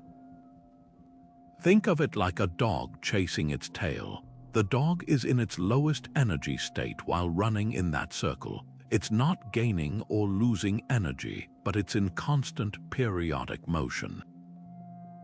The time crystal is the quantum equivalent. The Maryland team used a chain of charged atoms called ions. They hit this chain with a laser not once, but repeatedly at a specific rhythm. This set the system spinning, but then something incredible happened. The system began responding at a different frequency than the laser's push. It established its own rhythm, a subharmonic oscillation that was robust and stable, and it kept this rhythm going even when the laser's pushes were made imperfect. The system had locked into its own persistent periodic beat, a signature of a time crystal. It wasn't responding to the driving force in the expected way. It was marching to the beat of its own quantum drum. This discovery opens a portal to a new understanding of time and order. For centuries, we've classified phases of matter by how their atoms are arranged in space, the repeating lattice of a diamond, the chaotic flow of a liquid, the orderly array of a magnet. A time crystal is the first phase of matter defined by its order in time.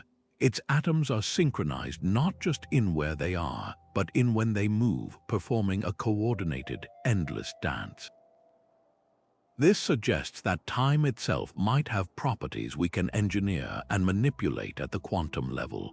Researchers are now exploring these strange systems not as mere curiosities, but as potential components for a new generation of quantum technologies. Their stability and coherence could make them the perfect timekeepers for incredibly precise quantum clocks, far surpassing even our most accurate atomic clocks. Their robustness could be harnessed for quantum memory, providing a protected state to store fragile quantum information. They are teaching us how to create and sustain order in the noisy quantum world. But the implications might reach far beyond the lab bench, all the way to the cosmic scales we've been exploring. If a tiny collection of atoms can exhibit its own intrinsic perpetual rhythm, could the universe itself be doing something similar on a grander scale? The regular clockwork motion we see in orbiting planets and spinning galaxies is driven by gravity and initial conditions. They are not in their ground state. But time crystals hint at a deeper possibility. That rhythmic, periodic behavior might be an inherent property that can emerge from the fundamental laws of physics, not just a consequence of how things were set in motion. They represent a microcosm of how time can be embedded in matter itself, a proof of concept that temporal order can be a fundamental, not just an emergent feature. While it's a tremendous leap from a chain of ions in a lab to the expansion of the cosmos, the principle is profoundly suggestive. The search for a hidden cosmic timetable is at its heart a search for the universe's rhythm. The discovery of time crystals shows us that such rhythm can be a basic property of a system, a timeless beat echoing in the quantum void, offering a tantalizing glimpse that the celestial clockwork might be more than just mechanics. It might be an intrinsic part of nature's symphony. This journey through the cosmos, from the quantum flutter of time crystals to the grand sweep of galactic evolution, leads us to a profound and deeply personal question. Why does this universe seem so perfectly arranged for our existence? The constants of nature appear to be dialed in with an almost miraculous precision. If the force of gravity were even slightly stronger, the universe would have collapsed back on itself long before stars could form. If it were slightly weaker, matter would never have coalesced into galaxies and planets. The strength of the nuclear forces, the mass of the electron, the exact energy density of empty space, each of these fundamental numbers seems to be set within an incredibly narrow window that allows for the possibility of complex chemistry and, ultimately, life. This observation forms the core of the anthropic principle, the idea that the universe we observe must be compatible with the conscious life that observes it, because if it weren't, we simply wouldn't be here to ask the question. It suggests that the cosmic timetable we've been exploring isn't just a random sequence of events, but may have been fine-tuned from the very beginning with a specific biological destination in mind. Consider the sheer number of scheduled events that had to occur in perfect sequence for our world to exist. The initial inflation had to smooth the universe to just the right degree, leaving behind density fluctuations that were neither too large nor too small. Dark matter had to clump in exactly the right way to provide the gravitational scaffolding for galaxies. Generations of stars had to live and die on schedule, forging the carbon, oxygen, and iron that form our planet and our bodies. Our solar system had to form at a very specific time in the Milky Way's history, in a quiet suburban region away from the deadly radiation of the galactic center. Earth had to be struck by a Mars-sized object to create a large moon that stabilizes our climate, and it had to be endowed with a magnetic field to protect its atmosphere. This isn't just a list of coincidences, it's a multi-billion-year chain of causality where every single link had to hold. The anthropic principle argues that this isn't a lucky break, but a logical necessity. We see a universe compatible with life because we are a product of that universe. In an infinite multiverse of possibilities, we naturally find ourselves in one of the rare habitable bubbles. This line of reasoning inevitably sparks a fierce and fascinating debate about purpose and design. For some, this apparent fine-tuning is the most compelling evidence for a cosmic architect, a designer who set the initial parameters of the universe with the explicit goal of fostering consciousness. It is seen as a scientific validation of an ancient intuition that the cosmos is not a cold, empty void but a creation with meaning and intention. The timetable, in this view, does have a biological endpoint, us. We are not a random byproduct of physical laws but the intended outcome of a grand plan. Others, however, find this conclusion unnecessary. They point to the vastness of the universe and the incredible timescales involved. With trillions of planets orbiting in the habitable zones of their stars, the laws of probability suggest that even the most unlikely chain of events is bound to happen somewhere, given enough time and space.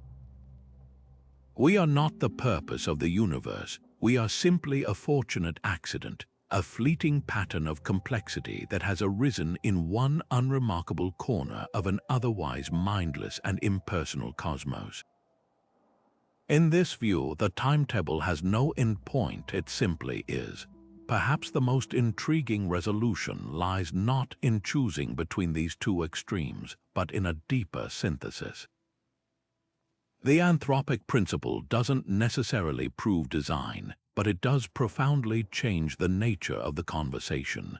It forces us to confront the fact that our very existence is an integral part of the universe's story, not separate from it.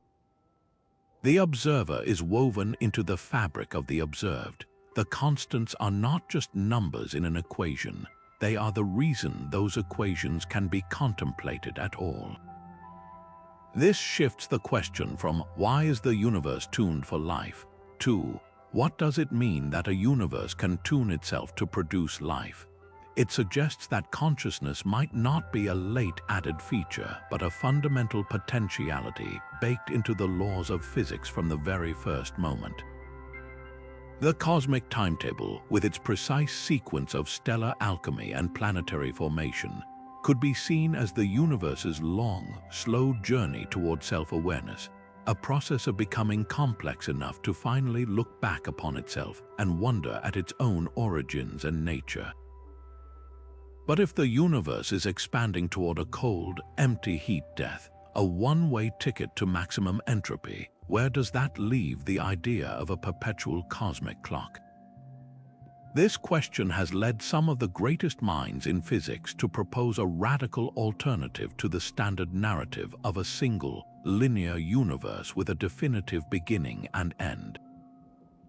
Imagine instead a cosmos without true birth or death, a timeless engine where the drama of creation plays out not once, but in an endless cycle of renewal. This is the captivating concept of cyclic cosmology, a model that sees the universe not as a one-off event, but as a perpetual clock ticking through vast epochs of expansion and contraction, each one a rebirth from the ashes of the previous. The philosophical roots of this idea are ancient, echoing across millennia in the world's spiritual traditions. Hindu cosmology, for instance, describes a universe that breathes. It expands outward during a day of Brahma, a kalpa lasting for 32 billion years, only to be drawn back inward during a night of Brahma of equal length in a process of dissolution and reabsorption known as pralaya.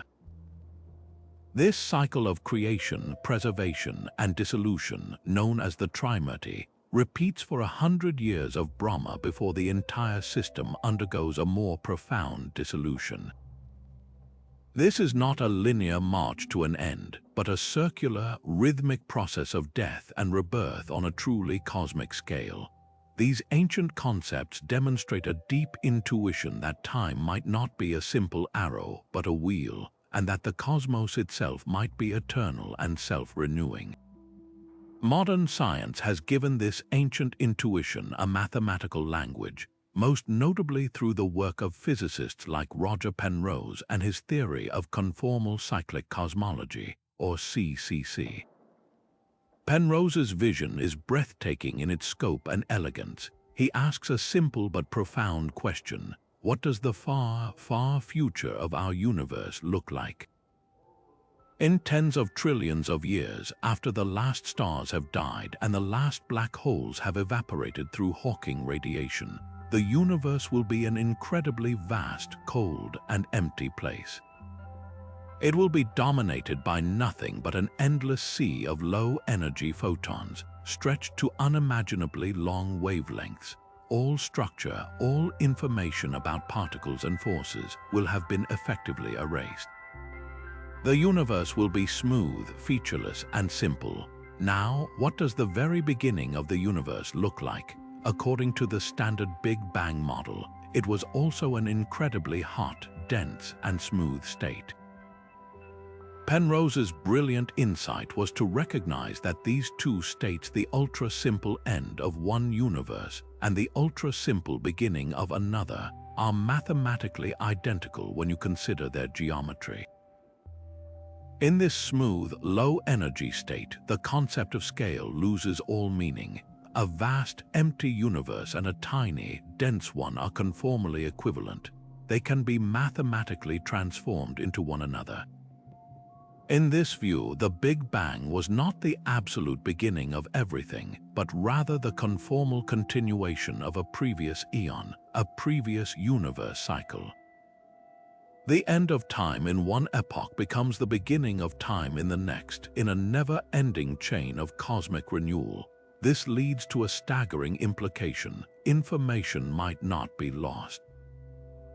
One of the biggest puzzles in physics is the black hole information paradox. What happens to the information that describes matter that falls into a black hole when the black hole eventually evaporates?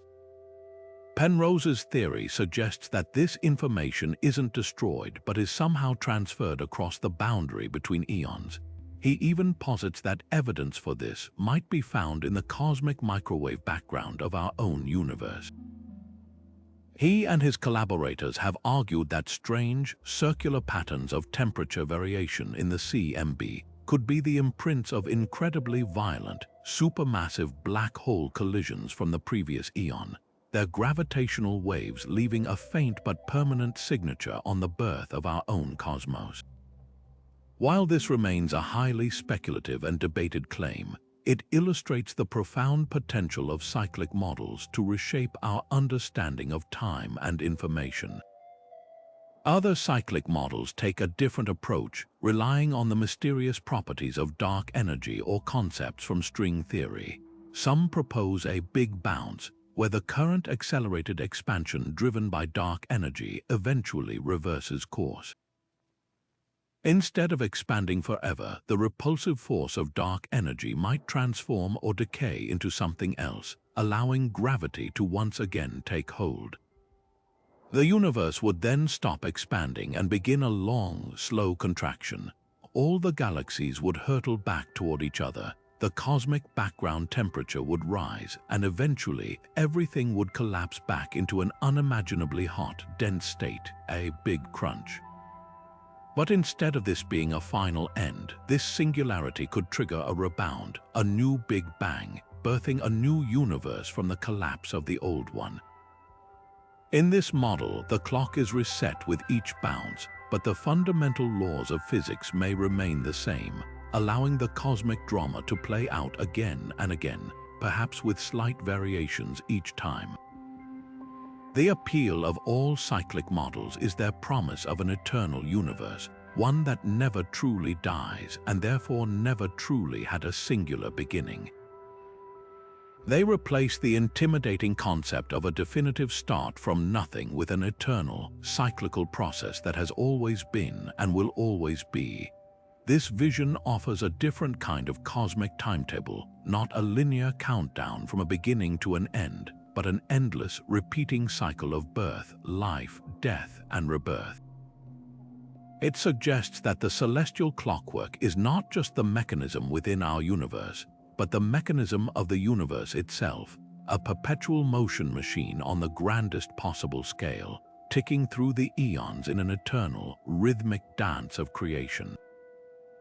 Yet for all the intricate order we see in the cosmos, from the resonant orbits of planets to the precise life cycles of stars, there is a deeper, more fundamental force that governs the ultimate direction of everything, an irreversible current that flows through the universe, giving time itself a definitive arrow.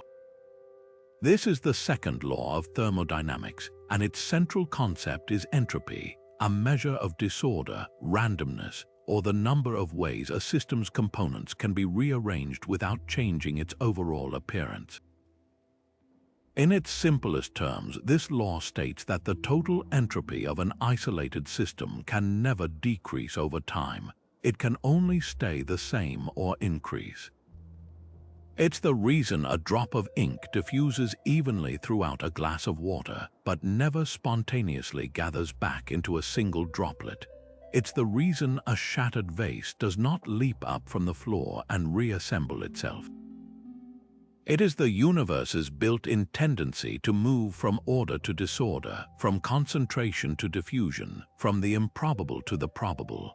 And this relentless march toward higher entropy is what gives time its one-way direction, creating the master clock against which all other cosmic schedules are set. The profound implication of this is that the entire universe had a very specific starting condition.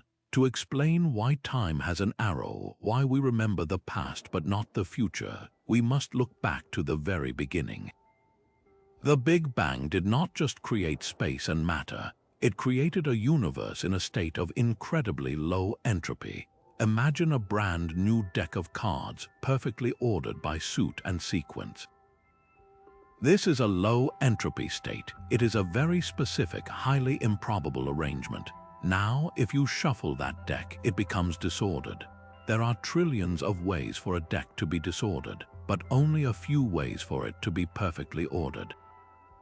The universe began in that perfectly ordered state, a pristine deck fresh from the box. Everything that has happened since the formation of galaxies, the birth of stars, the evolution of life on Earth has been a process of that deck being shuffled, a grand and complex unfolding toward higher entropy. We are not living in spite of this increase in disorder. We are living because of it. The flow of energy from hot to cold, from concentrated stars to the cold void of space, is what powers every process in the universe, from the nuclear fusion in a star's core to the chemical reactions in your brain that allow you to think about this very idea.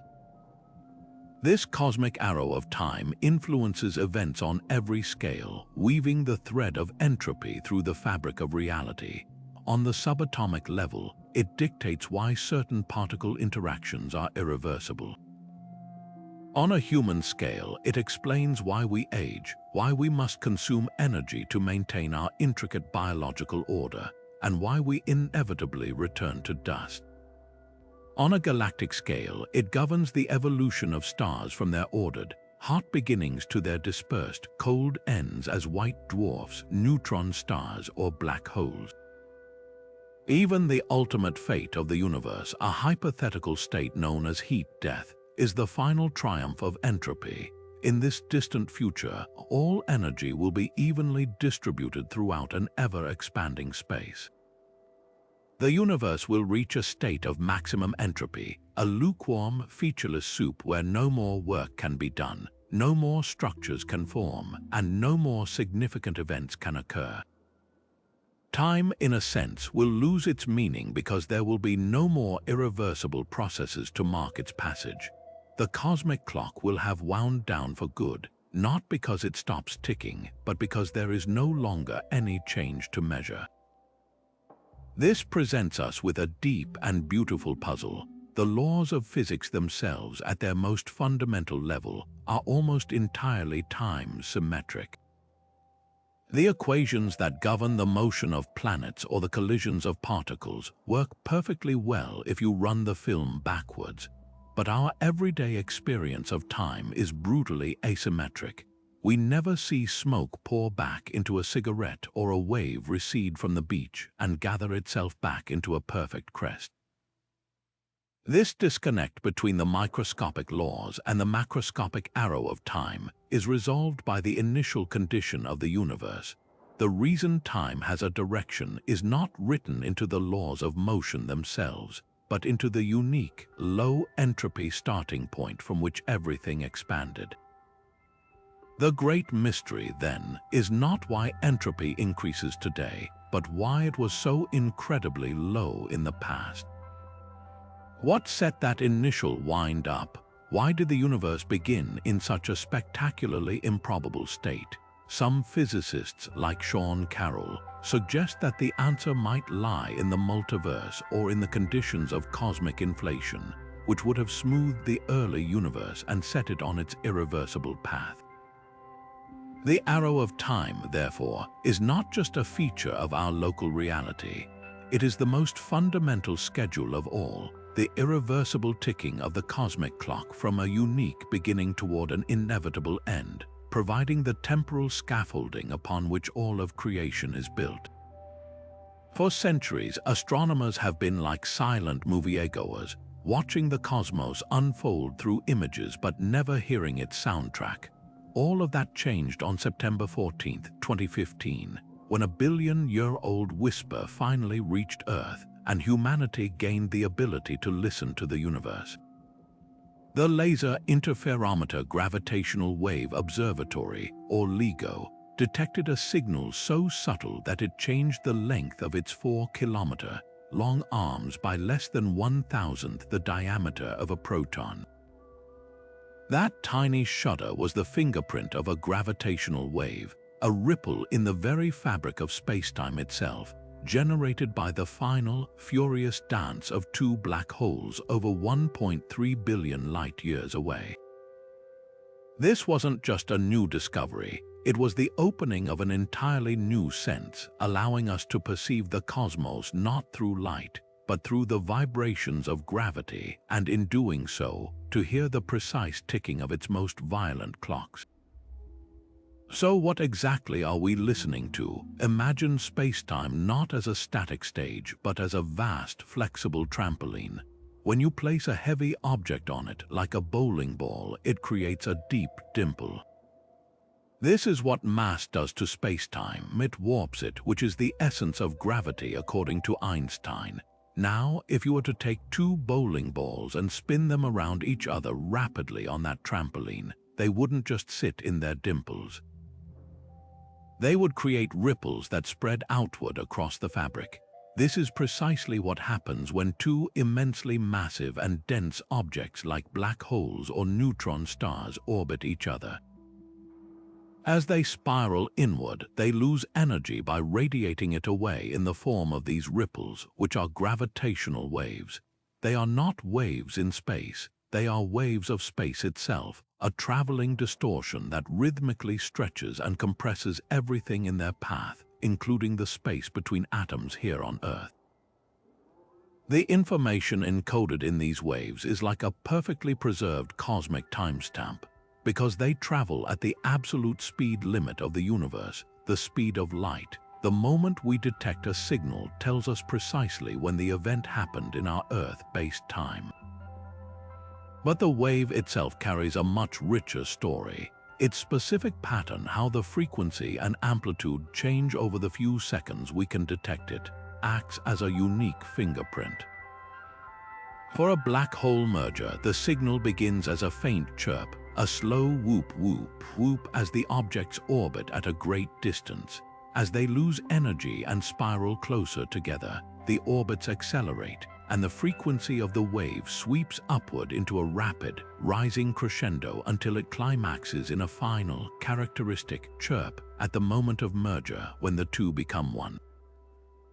After that, there's a brief ring down as the new, single black hole settles into a stable shape, vibrating like a struck bell before falling silent. By analyzing this precise waveform and matching it to supercomputer simulations, scientists can read out the masses of the two original objects and the mass of the final, merged black hole with astonishing accuracy.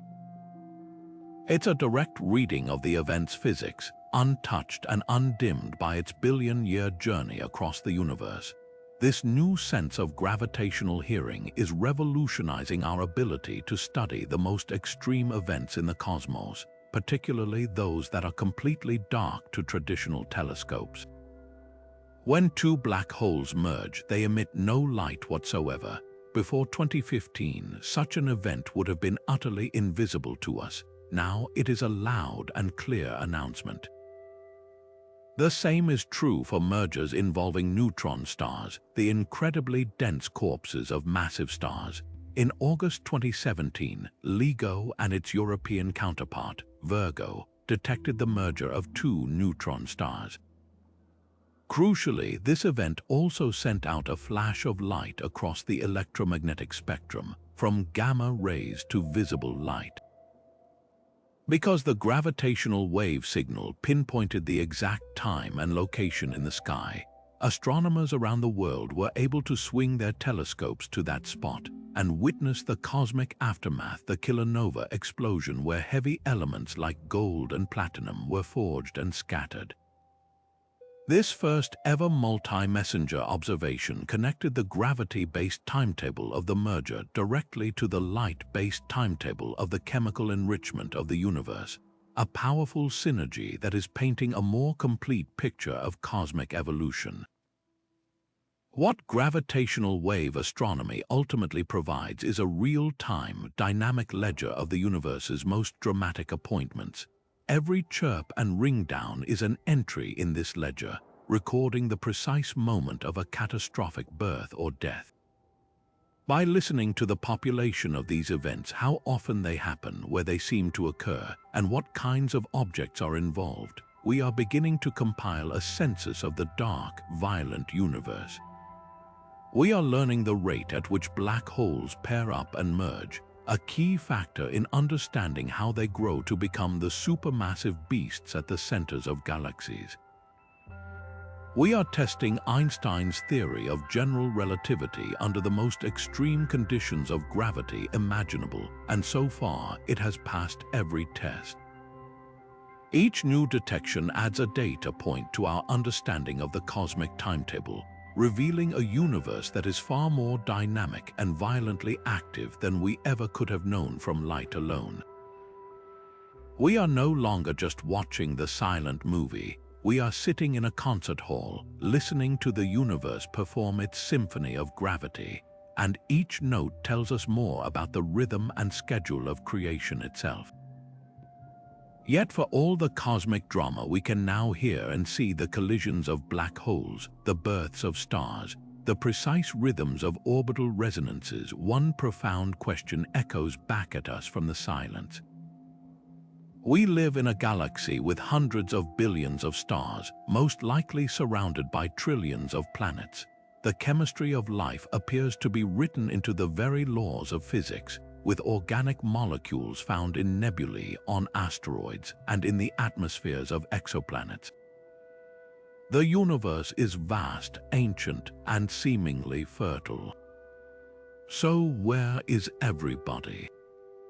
This is the essence of the Fermi Paradox, named for physicist Enrico Fermi, who, during a casual conversation about extraterrestrial life in 1950, famously blurted out, "But where are they?"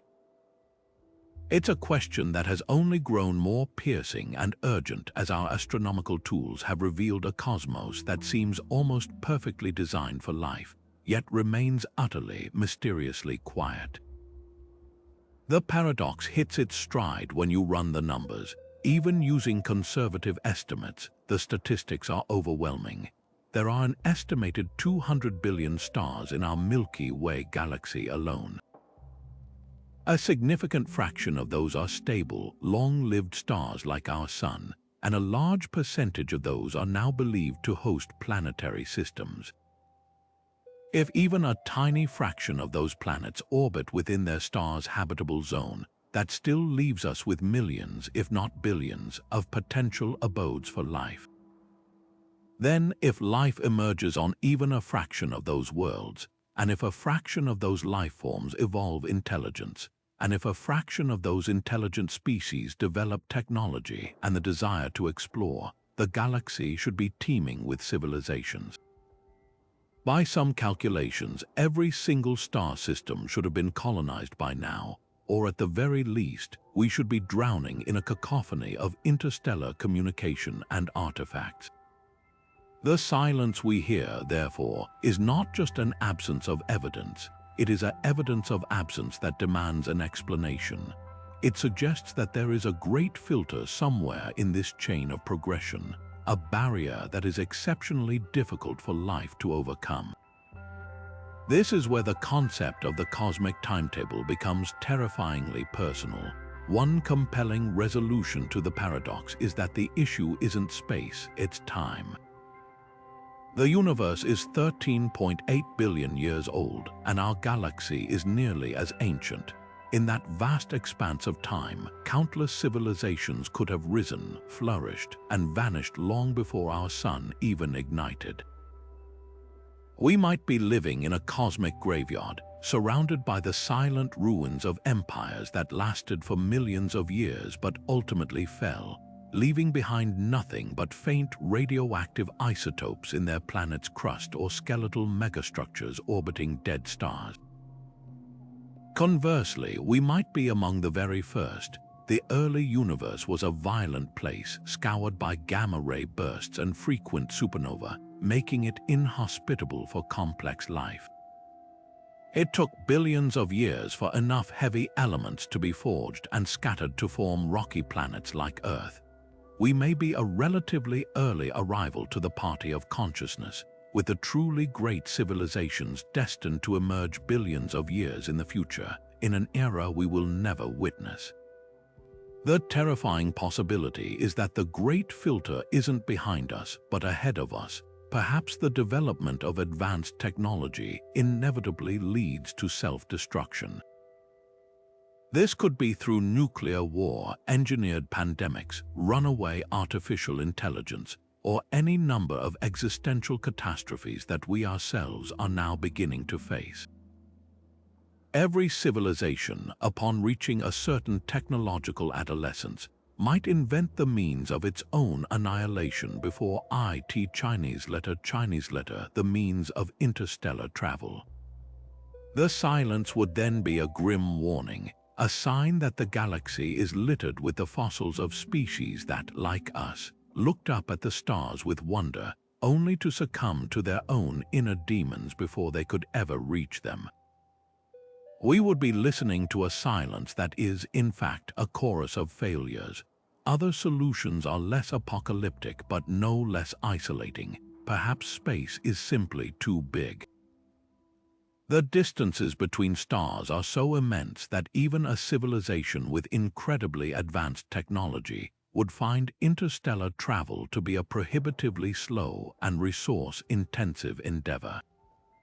They might be out there but confined to their own solar systems, their signals too faint or too infrequent for us to detect amidst the background radio noise of the universe.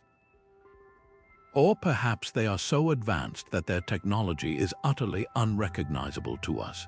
We scan the skies for radio waves because that's a technology we understand, but a truly ancient civilization might communicate using neutrinos, gravitational waves, or something we haven't even conceived of yet.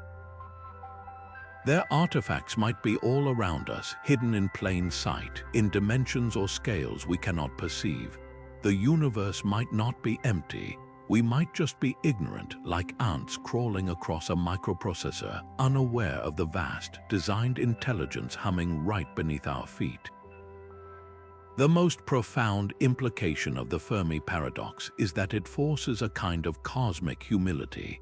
It reminds us that the universe does not owe us companionship. The celestial clockwork we've been exploring governs the birth of stars and the spin of galaxies, but it may have no schedule for the meeting of minds. The timelines for technological civilizations to arise and overlap might be vanishingly small windows in the billion-year history of a galaxy. We might be alone in this epoch, the only ones currently conscious in a silent, waiting universe. Or we might be one of many, separated not by space but by time, each civilization blooming in isolation, their light never reaching another. This silence is not a void to be filled, but a mystery to be respected, a reminder that the greatest discoveries about our place in the cosmos may still be waiting in the quiet between the stars. For nearly 14 billion years, the cosmic clock has been ticking forward, driving an epic story of structure, complexity, and life. But like any story, this one must have an ending.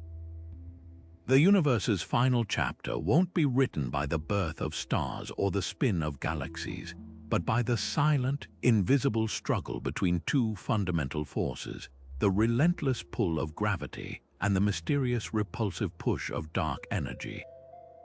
The outcome of this struggle, which is being waged across every cubic megaparsec of space, will determine the ultimate fate of all that exists, and it all hinges on the precise nature of that dark energy, a puzzle we are still far from solving. The leading contender for our cosmic finale, and currently the most favored by the data, is a scenario known as the heat death or the big freeze. Imagine the universe as a once vigorous campfire. For eons, it has burned bright, with flames leaping up in the form of stars and galaxies. But eventually, the fuel begins to run out. In this future, trillions upon trillions of years from now, the last stars will have exhausted their hydrogen. The massive ones will have long since died in supernova, and the modest ones, like red dwarfs, will finally sputter out, their faint red light fading to black. The galaxy will be a dark graveyard filled with the cold remnants of stellar corpses, white dwarfs that have cooled into black diamonds, neutron stars, and silent black holes. And then, even these remnants won't last forever. Over timescales so vast they make the current age of the universe seem like a single blink. Black holes themselves will evaporate through a quantum process known as Hawking radiation, slowly leaking their mass away until they too vanish in a final, faint puff of particles. This is the essence of heat death, not a dramatic explosion, but a slow, irreversible descent into equilibrium. It is the ultimate victory of entropy, the universe's tendency toward disorder. All energy will become evenly distributed throughout an ever-expanding space. There will be no hot spots and no cold spots, no places with more energy or less. The temperature will approach absolute zero everywhere. With no energy differences, no gradients, no work can be done. Every process that requires energy flow, from nuclear fusion to chemical reactions to the very firing of a neuron, will become impossible. The universe will be a thin, lukewarm soup of fundamental particles, isolated and alone, drifting further and further apart in an eternal, static, and featureless silence. Time itself will become meaningless as there will be no change left to measure its passage. The cosmic clock doesn't stop, it simply has nothing left to tick for. But this is not the only possible ending. There is an older, more dramatic alternative, the Big Crunch. This scenario requires that the current accelerated expansion, driven by dark energy, is not a permanent feature of the cosmos. What if the strength of dark energy decays over time? Or what if it even reverses sign, becoming an attractive force rather than a repulsive one? If the density of matter and energy in the universe ever becomes high enough to overcome the expansion, the entire cosmic journey would go into reverse. The outward flight of the galaxies would slow, then halt, and then everything would begin rushing back together. The universe would begin to contract. At first, this contraction would be slow, but like a ball rolling down an ever-steepening hill, it would accelerate terrifyingly. The background temperature of space, which currently hovers just above absolute zero, would begin to rise as the universe gets smaller and denser. The night sky would slowly brighten as distant galaxies are pulled closer. Eventually, the sky would glow with an intense, uniform heat, first red, then white, then blue. Planets would be vaporized, stars would be torn apart, and atoms themselves would be dissociated back into their fundamental components. All the structure and history of the cosmos would be compressed into an increasingly hot, dense, and chaotic fireball. The universe would hurtle toward a singular state, a mirror image of the Big Bang, often called the Big Crunch, a definitive end where spacetime itself is rolled up into a singularity of infinite density. In this view, the cosmic clock doesn't wind down, it winds all the way back to zero. Some theoretical models, particularly those inspired by string theory, even suggest a third cyclical possibility, the Big Bounce. In this vision, the Big Crunch is not an end but a transition. The universe collapses to a point of incredible energy and density, but instead of ending there, the laws of physics as we know them break down and are replaced by a quantum theory of gravity. This could cause the universe to rebound, triggering a new period of inflation and a new Big Bang, birthing a fresh universe from the ashes of the old one. This would imply an eternal, cyclical cosmos, with no true beginning or end, only an endless sequence of expansions and contractions. Our entire universe, from its first moment to its last, would be just one eon in an infinite series, each with its own slightly different physical constants and laws.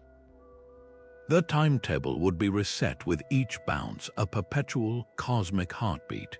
Which of these futures is ours? The answer lies in precisely measuring the properties of dark energy.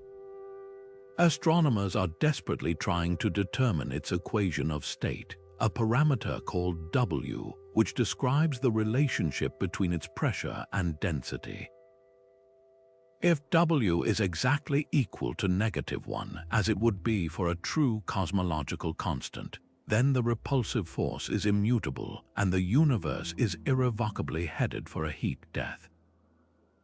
If W is greater than -1, the force of dark energy could weaken over time, potentially allowing gravity to eventually halt the expansion.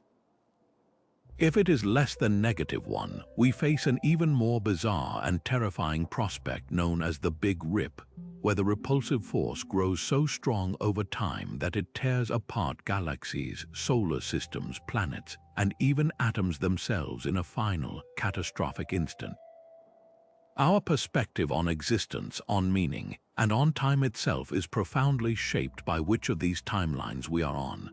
A heat death suggests a universe that began with incredible, low-entropy order and is slowly, irreversibly wasting away into chaos, a one-way trip from a unique beginning to a quiet, eternal end. A Big Crunch or a cyclical universe suggests a cosmos that may have no ultimate beginning or end, where time is potentially infinite and creation is an ongoing process. We are suspended between these possibilities, our telescopes and our theories pointed at the dark void, trying to read the faint clues that will tell us how the story of everything finally ends. Yet for all our sophisticated instruments and grand theories that measure eons and map the evolution of galaxies, we are still bound by a profoundly personal and limited experience of time. Our consciousness is tethered to a timescale crafted not by the cosmos, but by the urgent needs of survival on a single planet. We are biological creatures, and our internal clocks are tuned to the rhythm of a heartbeat, the cycle of a day, the turn of the seasons, and the span of a single human life.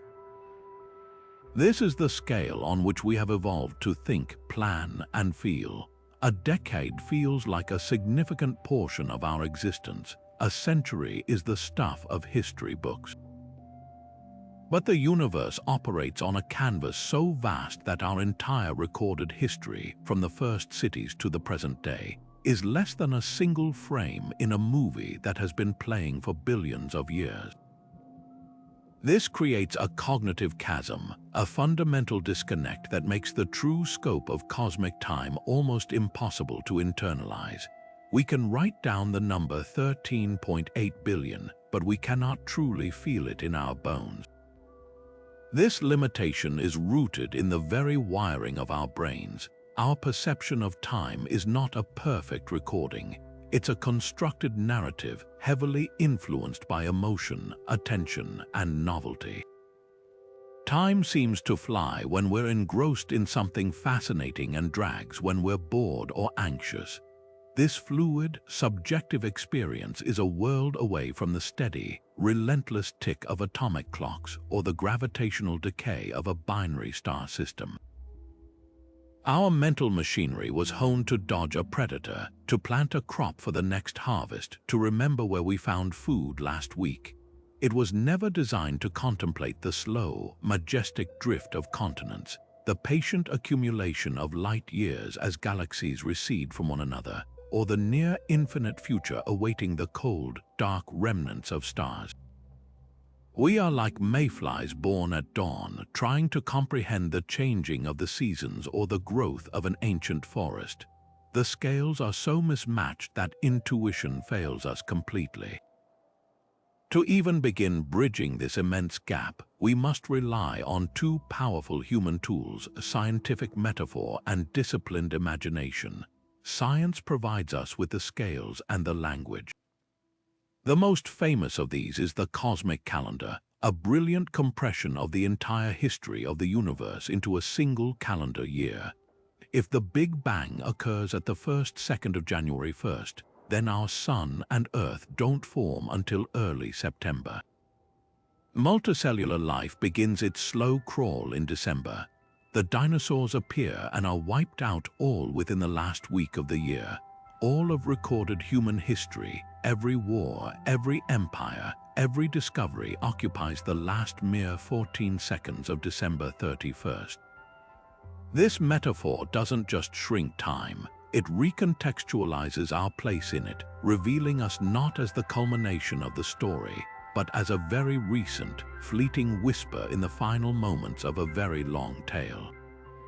But beyond these intellectual constructs, we must also engage our empathy on a grand scale. We must try to feel the weight of deep time. Imagine standing on a shore and watching a wave deposit a single layer of sand. Now imagine that process repeating slowly and patiently for 100 million years, until that accumulation of tiny grains has built a mountain range. That is the pace of geology, or consider light, the fastest thing in the universe, which can circle our planet 7 times in a single second. Yet the light from the Andromeda Galaxy, our closest major galactic neighbor, takes 2.5 million years to reach our eyes. When you look at it on a dark night, you are not seeing it as it is now, but as it was when early hominids were first walking the plains of Africa. You are literally looking into the past.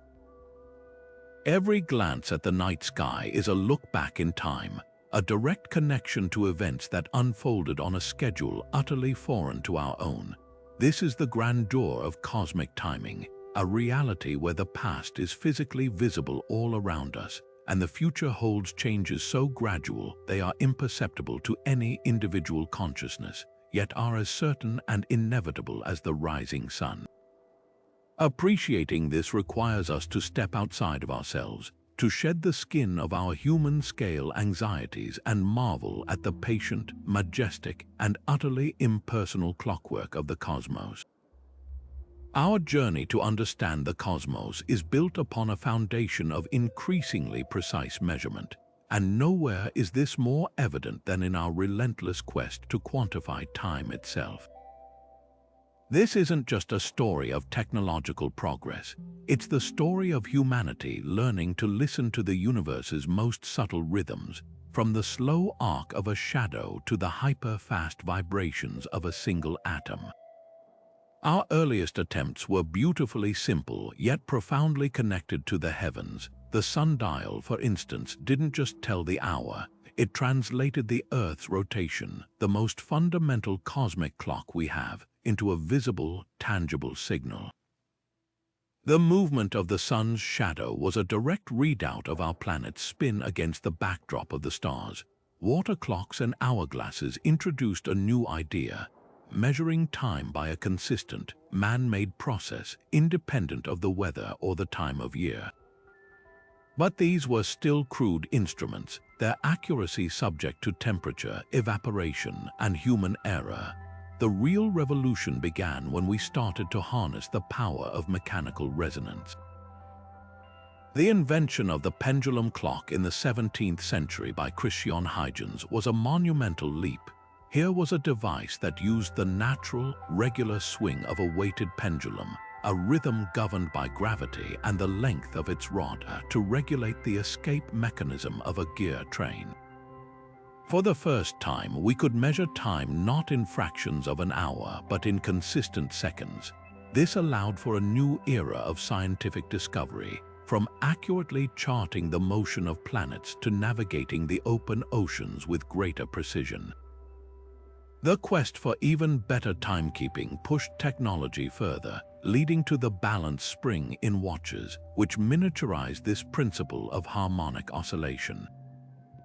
Each advance shaved precious seconds off the daily error, tightening our grasp on the fleeting moment. But these were all macroscopic clocks, their ticks and tocks still bound by the physical limits of gears and springs. The universe, we suspected, kept time with far more precision. To hear that tick, we had to learn to listen to the world of the infinitesimally small.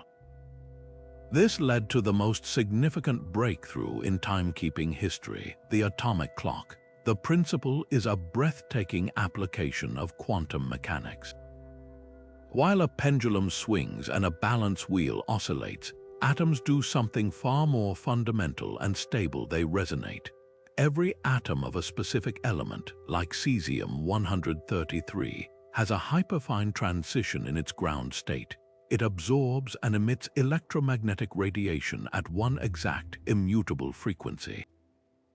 For cesium, that frequency is 9,192,631,770 cycles per second. An atomic clock works by using a microwave oscillator to tickle a cloud of cesium atoms. When the oscillator's frequency exactly matches the atom's natural resonance, the atoms absorb the energy most efficiently. This absorption is detected, and that signal is used to constantly correct the oscillator, locking its frequency to the unwavering rhythm of the atom itself. This is no longer a human-made clock. It is a human-harnessed natural phenomenon. The second is now officially defined by this atomic vibration, making time the most precisely measurable physical quantity we have. This incredible precision is what allows us to synchronize our world and peer into the cosmos with unprecedented clarity. The Global Positioning System, or GPS, is a perfect example of timekeeping's practical power. Each GPS satellite carries an atomic clock. The system works by precisely timing how long a signal takes to travel from the satellite to your receiver. Since the signal travels at the speed of light, a timing error of just 1/1,000,000th of a second translates to a positioning error of over 300 meters. Without the nanosecond accuracy of atomic clocks constantly corrected for relativistic effects, both the special relativity of their speed and the general relativity of their weaker gravitational field compared to the Earth's surface, the entire system would be useless within minutes. We literally navigate our world by the time told by atoms in space. Beyond guiding our cars, this precision opens a new window into the universe. It allows us to use pulsars, the spinning corpses of massive stars that beam radiation like cosmic lighthouses with metronomic regularity, as natural galactic clocks.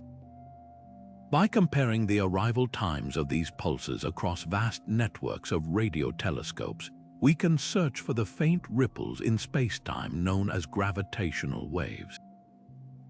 It enables experiments that test whether the fundamental constants of nature are truly constant over billions of years by comparing atomic clocks to the slow tick of molecular vibrations in distant quasars.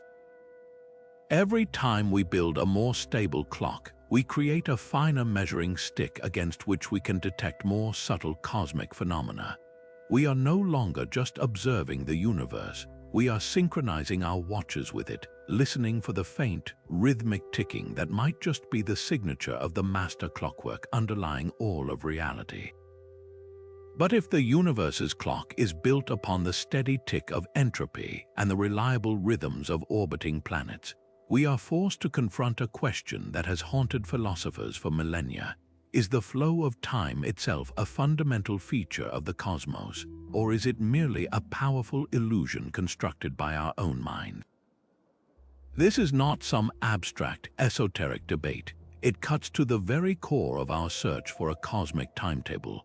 If time isn't ultimately real, then the entire concept of a schedule governing the universe transforms from a physical reality into a profound metaphysical puzzle. The most intuitive view, one that aligns perfectly with our daily experience, is called presentism. This philosophy argues that only the present moment is real. The past is gone, a collection of memories and records. The future is not yet born, a realm of pure potentiality. In this view, time is a river, and we are perpetually carried along on its current, with reality itself blinking into and out of existence one moment at a time. This feels true to us. We mourn the past and anticipate the future, firmly believing that only the now we are currently experiencing is tangible. Presentism makes the cosmic timetable a local and emergent property. The universe is scheduling events in a genuine, unfolding present. However, Einstein's theory of relativity delivers a devastating blow to this intuitive picture. As we've seen, relativity tells us that there is no universal now. Your present moment and my present moment are not the same if we are moving relative to each other or experiencing different gravitational fields. What is the past for one observer can be the future for another. This leads to a radically different philosophical model known as eternalism, or the block universe theory. In this view, past, present, and future are equally real. All of time from the Big Bang to the heat death of the universe exists simultaneously, laid out in a static, four-dimensional block of spacetime. In this block, every event from your birth to the death of the sun has a fixed location. We don't move through time, we simply are extended in time, much like we are extended in space. From this God's eye perspective, the cosmic timetable isn't something that unfolds. It is a permanent, frozen structure. The universe isn't ticking like a clock. It is a clock fully assembled with every tick and tock already in its place. This raises the startling possibility that the flow of time, the sensation of a moving present, is not a feature of the universe but a feature of us. It may be a psychological artifact, a necessary tool for conscious beings who need to process information sequentially to survive. Our brains might create the narrative of time's passage from the static order of events in the block universe, much like a projector creates a moving picture from a series of still frames on a reel of film. This doesn't make time an illusion in the sense of being unimportant. It makes it a deeply useful cognitive interface for navigating a complex reality. But it suggests that the relentless urgency of the ticking clock is a story we tell ourselves, not a law written into the fabric of the cosmos. So where does this leave our search for a hidden cosmic schedule? If eternalism is correct, the timetable is not a dynamic script being followed but a fixed map that simply is. The universe isn't running on a schedule, it is the schedule in its entirety. This doesn't invalidate the patterns we see: the life cycles of stars, the expansion of space, the increase of entropy, but it recontextualizes them. These are not events happening in time, they are relationships between different parts of the four-dimensional continuum. The law-like regularity of physics becomes a description of the geometry of this block, not a set of rules governing change. This philosophical layer doesn't shut down our exploration, it elevates it. It forces us to ask not just how the universe schedules itself, but what the nature of that schedule truly is: a dynamic process or an eternal structure. The answer, perhaps, is that we are asking the question from within the very system we are trying to understand, forever trying to read the clock from the face of one of its gears. But even as our clocks grow more precise and our physics more deterministic, there remains a deeply human experience that seems to defy all explanation: the uncanny, perfectly timed coincidence that feels so meaningful it can't be mere chance. This is the realm of synchronicity, a concept brought into the modern lexicon by the pioneering psychiatrist Carl Jung. He defined it as a causal connecting principle, a meaningful coincidence where an inner psychological event, like a dream, a thought, or a feeling, aligns with an external event in a way that suggests something more than random luck, but without any discernible cause and effect chain linking the two. Imagine thinking of an old friend you haven't seen in years, only to have them call you moments later, or dreaming of a rare symbol and then stumbling upon it in a book the very next day. These aren't just simple coincidences, they carry a profound emotional weight, a sense of significance that whispers of a hidden pattern woven into the fabric of daily life. Jung didn't see these events as supernatural intrusions, but rather as glimpses of a deeper, underlying order to reality. He proposed that along with the causality that governs the physical world, the billiard ball mechanics of cause and effect, there might also be a principle of meaning at work, connecting the inner world of the mind with the outer world of events through a kind of symbolic resonance. He famously collaborated with the physicist Wolfgang Pauli, who was himself fascinated by the acausal, statistical laws of the quantum world, to explore this idea. Together, they speculated that the human psyche and the physical universe might not be entirely separate realms, but rather two aspects of a single, unified reality, and that synchronicities were like momentary cracks in our ordinary perception, allowing this deeper connection to shine through. In this view, the universe might not be a cold, impersonal machine, but a system that occasionally reveals its intrinsic order through these meaningful alignments in time. For those who experience a powerful synchronicity, it can feel like a direct communication from the universe itself, a wink from the cosmos that suggests our personal journey is somehow intertwined with a larger, unfolding story. This is where the idea of a hidden cosmic timetable becomes intensely personal. It transforms from an abstract concept about the birth of stars into a potential framework for understanding the curious timing of our own lives. Perhaps the universe has a way of orchestrating meetings, opportunities, and insights at just the right moment, not through physical forces, but through a principle of meaningful connection that we are only beginning to intuit. This isn't about a predetermined fate where every detail is scripted.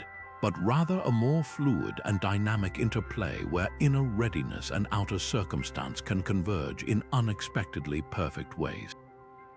Of course, this concept sits in a controversial space, straddling the line between profound insight and pseudoscience. Skeptics rightly point to the powerful role of confirmation bias and apophenia, the human tendency to find patterns, especially meaningful ones, in random noise. Our brains are magnificent pattern recognition engines hardwired for survival, but this can sometimes lead us to see connections where none exist. The law of truly large numbers also tells us that with billions of people having millions of experiences every day, incredibly unlikely coincidences are not just possible, they are statistically guaranteed to happen to someone, somewhere, on a regular basis. A skeptic would argue that what feels like a universe whispering in your ear is simply the random chance of everyday life, with your mind applying the meaning after the fact.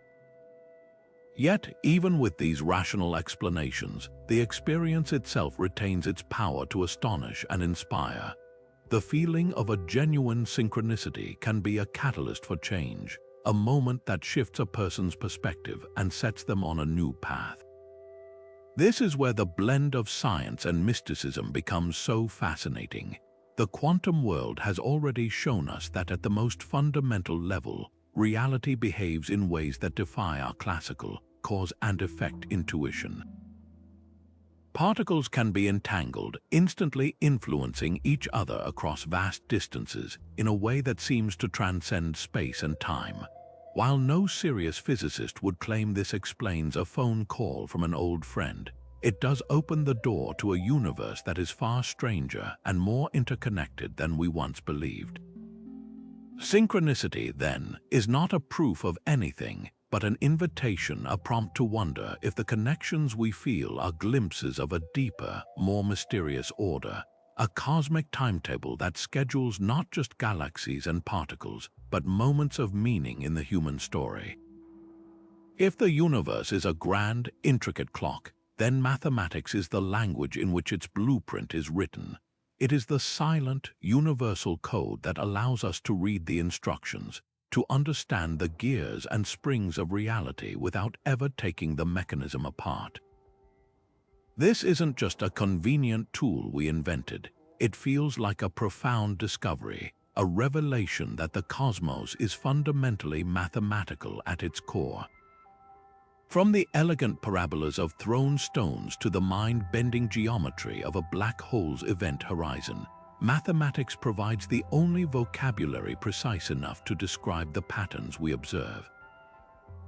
It is the bridge between the human mind and the cosmic mind, allowing us to translate the silent ticking of the heavens into equations we can manipulate, understand, and use to predict the future. This uncanny effectiveness of math, as physicist Eugene Wigner famously called it, borders on the mystical. Why should the human invention of abstract number theory so perfectly describe the orbit of Neptune or the spin of an electron?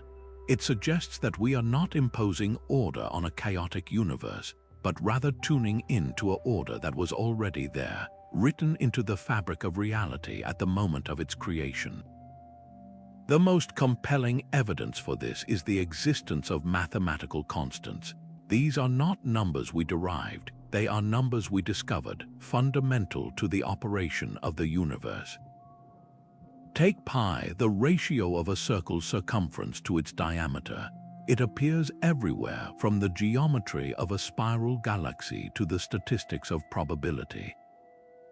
Or the fine structure constant, a number that governs the strength of electromagnetic interactions between charged particles. If this number were even slightly different, atoms wouldn't hold together, stars couldn't fuse elements, and the universe would be a lifeless void. These constants act like the fixed settings on the cosmic clock, the immutable parameters that ensure the universe ticks along in a stable, predictable way, allowing for the complexity that makes our existence possible. Armed with this mathematical language, cosmologists can do something that would have seemed like pure magic to our ancestors. they can run the universe in reverse. By taking the laws of physics expressed as mathematical equations and feeding in the current state of the cosmos, scientists can rewind the tape all the way back to the first fractions of a second after the Big Bang. This isn't guesswork, it's a precise calculation.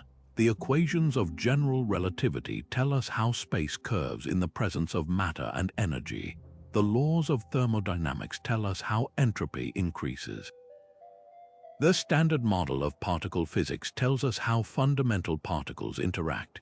By combining these mathematical frameworks, we can create sophisticated computer models that simulate the evolution of the entire universe. We can watch as quantum fluctuations in the primordial fireball are amplified by inflation, as dark matter clumps into halos, and as gas collapses to form the first stars. These models are our testing grounds for the celestial clockwork. We can ask what-if questions. What if dark energy were stronger? The model shows a universe that rips itself apart too quickly for life to form. What if the initial distribution of matter were smoother? The model reveals a cosmos devoid of galaxies. Mathematics allows us to stress test the universe, to see which timetables are possible and which are not, refining our understanding of the one we actually inhabit. This process of mathematical modeling is how we confront and resolve cosmic mysteries. The Hubble tension, the discrepancy in the universe's expansion rate, is a perfect example. It wasn't discovered by looking through a telescope and seeing something wrong. It was discovered by mathematicians and physicists comparing the results of two different sets of equations. One set, based on the standard model of cosmology and data from the Planck satellite, predicted one value. Another set, based on measuring distances and redshifts in our local universe, predicted another. The conflict between these mathematical results is what alerted us that our understanding of the cosmic timetable might have a missing piece, a new particle, a property of dark energy we don't yet understand, or perhaps a flaw in our theory of gravity itself. Mathematics doesn't just provide the answers, it also crucially frames the questions, highlighting the inconsistencies that drive scientific progress. Ultimately, the role of mathematics in decoding cosmic time is to provide objectivity. Our senses are limited, our lifespan is a blink, and our perspective is confined to a tiny speck in an immense universe. We are hopelessly local creatures trying to comprehend a global phenomenon. Mathematics transcends these limitations.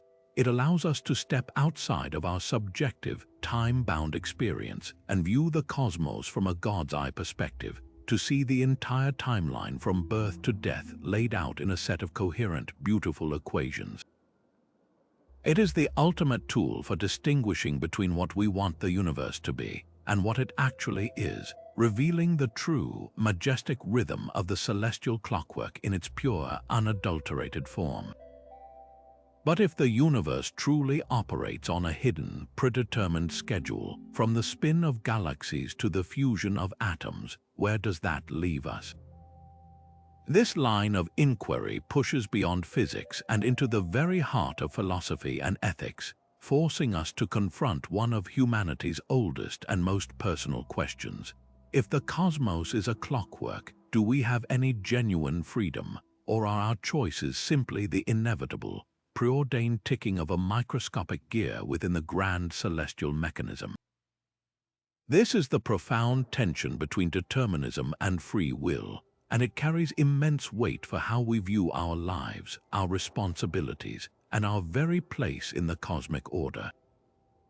The case for a completely deterministic universe is powerfully seductive, especially from a classical physics perspective. If you could know the precise position and velocity of every single particle in the cosmos at any one moment, and you possessed a sufficiently powerful computer, the laws of physics, as understood by Newton and later by Laplace, suggest you could calculate the entire future and rewind the entire past with perfect accuracy. In this view, every event, from the formation of a star to the specific thought you're having right now, is the direct and unavoidable consequence of prior states of the universe. Your feeling of making a choice whether to have coffee or tea, to pursue a career path, to fall in love, is an illusion. The outcome was already written into the cosmic code at the moment of the Big Bang, a chain of cause and effect so vast and complex that it only feels like freedom from our limited internal perspective. This is a universe of fate, not choice, where autonomy is replaced by inevitability, and the entire timeline is a fixed, four-dimensional block. Yet, the 20th century delivered what seemed to be a reprieve from this rigid determinism with the arrival of quantum mechanics. At the subatomic level, the universe appears to be fundamentally probabilistic, not predetermined. The Heisenberg uncertainty principle tells us we cannot know both a particle's position and momentum simultaneously, not due to technological limitations, but because it does not possess them both in a definite way until measured. Particles exist in a haze of probability, a superposition of potential states, only settling into a specific reality upon observation. This introduces genuine randomness into the heart of reality. A radioactive atom has a half-life, a statistical probability of decay within a certain time, but there is no hidden variable, no tiny clockwork inside it that determines the exact second it will decay. This quantum indeterminacy seems to break the chain of strict cause and effect, suggesting the universe's timetable has room for chance events. For proponents of free will, this quantum fuzziness could provide the tiny cracks in the deterministic edifice through which genuine choice and spontaneity can emerge, perhaps amplified from the quantum level to the macroscopic world of human decisions through the complex chemistry of our brains. But here lies the crux of the ethical dilemma. Even if quantum mechanics introduces randomness, does randomness truly equal free will? Is our cherished sense of autonomy and moral responsibility any more meaningful if our choices are the product of random quantum fluctuations in our neurons rather than determined physical laws? Trading determinism for randomness doesn't feel like a victory for free will. It feels like swapping one master for another. Instead of our actions being preordained, they become unpredictable accidents, which is hardly a better foundation for holding someone accountable for their choices. This leaves us with a troubling paradox. A fully deterministic universe seems to eradicate moral responsibility. How can we blame or praise someone for an action they were always destined to perform? Yet a universe infused with quantum randomness doesn't restore responsibility. It just makes behavior chaotic and inexplicable. This is the ethical tightrope we walk when we deeply consider the implications of a cosmic timetable. Perhaps the resolution lies not in choosing one extreme or the other, but in redefining what free will means within a lawful cosmos. Compatibilism is a philosophical stance that argues free will and determinism are not mutually exclusive. It suggests that free will isn't about being free from the laws of nature, but about being free to act according to our own motivations, desires, and reasoning without external coercion. In this view, you are exercising free will when you choose a food you crave, even if that craving is the product of your genetic makeup, your past experiences, and the biochemical state of your brain, all of which are part of the deterministic or probabilistically determined chain of the universe. Your self, with all its unique history and characteristics, is the author of the action. The fact that your self is a product of the universe doesn't negate the authenticity of the choice from your perspective. This shifts the focus from a metaphysical debate about cosmic chains of cause and effect to a practical one about human experience and moral psychology. We hold people responsible not because they could have magically defied the laws of physics, but because it is a necessary and meaningful practice for building a functional society. Ultimately, exploring the cosmic timetable doesn't have to diminish our sense of self. It can profoundly enlarge it if our choices, our consciousness, and our very ability to ponder these questions are emergent properties of a universe that has been evolving for billions of years on a specific schedule. Then we are not insignificant cogs in a machine. We are the universe becoming self-aware, questioning its own nature. Our struggle with free will is the cosmos reflecting upon itself. This perspective doesn't solve the philosophical debate, but it transforms it from a personal anxiety into a participatory wonder. Whether our path is predetermined, probabilistic, or something beyond our current understanding, the fact that we are here to experience the journey, to feel the weight of our choices, and to care about their ethical consequences remains the most stunning scheduled event of all. Yet our exploration of the cosmos and its hidden rhythms has largely been shaped by a single, powerful lens, that of Western science. But to truly grasp the profound nature of time, we must step outside this singular framework and embrace a far more expansive view, one that weaves together the rigorous inquiry of physics with the timeless wisdom of spirituality, the intuitive expression of art, and the ancient knowledge of indigenous cosmologies. For centuries, cultures across the globe have gazed at the same heavens and discerned patterns and meanings that science is only beginning to quantify, offering us a rich tapestry of understanding that suggests time is not a single thread, but a complex, multifaceted fabric. Consider the intricate celestial calendars developed by cultures long before the telescope. The Maya, as we've seen, were master timekeepers, but their view was never purely mechanical. Their long count calendar was deeply interwoven with their spirituality, connecting the cycles of rulers and the destiny of their civilization to the rhythmic dance of Venus and the Sun. In India, Vedic cosmology presents time not as a linear arrow, but as a cyclical process of immense scales, with universes breathing in and out over epochs lasting billions of years. This concept of cyclical time, found in Hinduism, Buddhism, and many ancient Greek philosophies, directly challenges our linear narrative of a single Big Bang to heat death, proposing instead a universe of eternal return and renewal. These are not primitive superstitions to be dismissed. They are sophisticated, coherent models of cosmic order that emerged from deep observation and philosophical contemplation.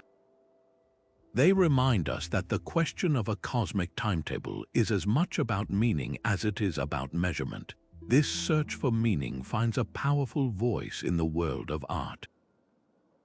Throughout history, artists have attempted to capture the elusive nature of time, giving form to our deepest anxieties and wonders about our place in the cosmic flow.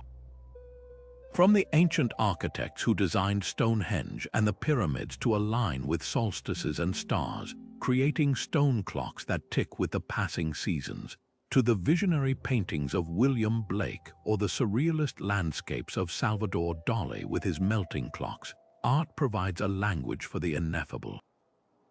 A modern installation artist might use light and sound to represent the expansion of the universe, allowing a visitor to feel the scale of deep time in a way a graph or equation never could. These artistic interpretations do not compete with scientific understanding. They complement it. They engage our emotions and our intuition, offering a visceral, experiential understanding of concepts that can otherwise feel cold and abstract. They answer the "what does it feel like" rather than just the "how does it work." Even practices often dismissed by modern science, like astrology, can be understood within this interdisciplinary framework. While its core tenets lack empirical support, astrology represents a centuries-old human endeavor to find personal correlation with celestial patterns. It is an attempt to map the macrocosm of the solar system onto the microcosm of human experience, to see our lives reflected in the movements of the planets. While its predictive power is illusory, its enduring appeal speaks to a fundamental human desire to feel connected to a larger cosmic story, to believe that the universe is not indifferent to our existence. This desire itself is a crucial data point in our search for understanding. It tells us that any complete theory of cosmic time must ultimately grapple with the human experience of time, our consciousness, our sense of past and future, and our deep-seated need for purpose within the grand scheme. The true power lies in the integration of these diverse ways of knowing. A scientist studying the cosmic microwave background and a shaman recounting a creation story are both, in their own ways, describing an origin. A physicist mapping the gravitational wave background and a musician composing a symphony based on planetary resonances are both listening to the music of the spheres. By creating a dialogue between these disciplines, we allow for a more holistic and humble approach. Science provides the rigorous, testable framework for understanding the mechanics of the clock. Philosophy questions the very nature of time that the clock measures. Spirituality connects that time to questions of purpose and consciousness. And art gives the whole endeavor a human face, allowing us to express the wonder and terror of our temporal journey. Together, they acknowledge that the hidden timetable of the universe may be too complex, too profound, to be captured by any single methodology. The ultimate truth may not be found solely in an equation or a scripture, but in the resonant space between them, where empirical evidence and existential meaning finally meet. And so we find ourselves at the end of this incredible journey, having peered into the very heart of the cosmos and traced the threads of time from the quantum foam to the cosmic web. We've witnessed the ancient obsession with celestial cycles, felt the reassuring tick of Newton's clockwork machine, and been swept into the elastic fabric of Einstein's spacetime.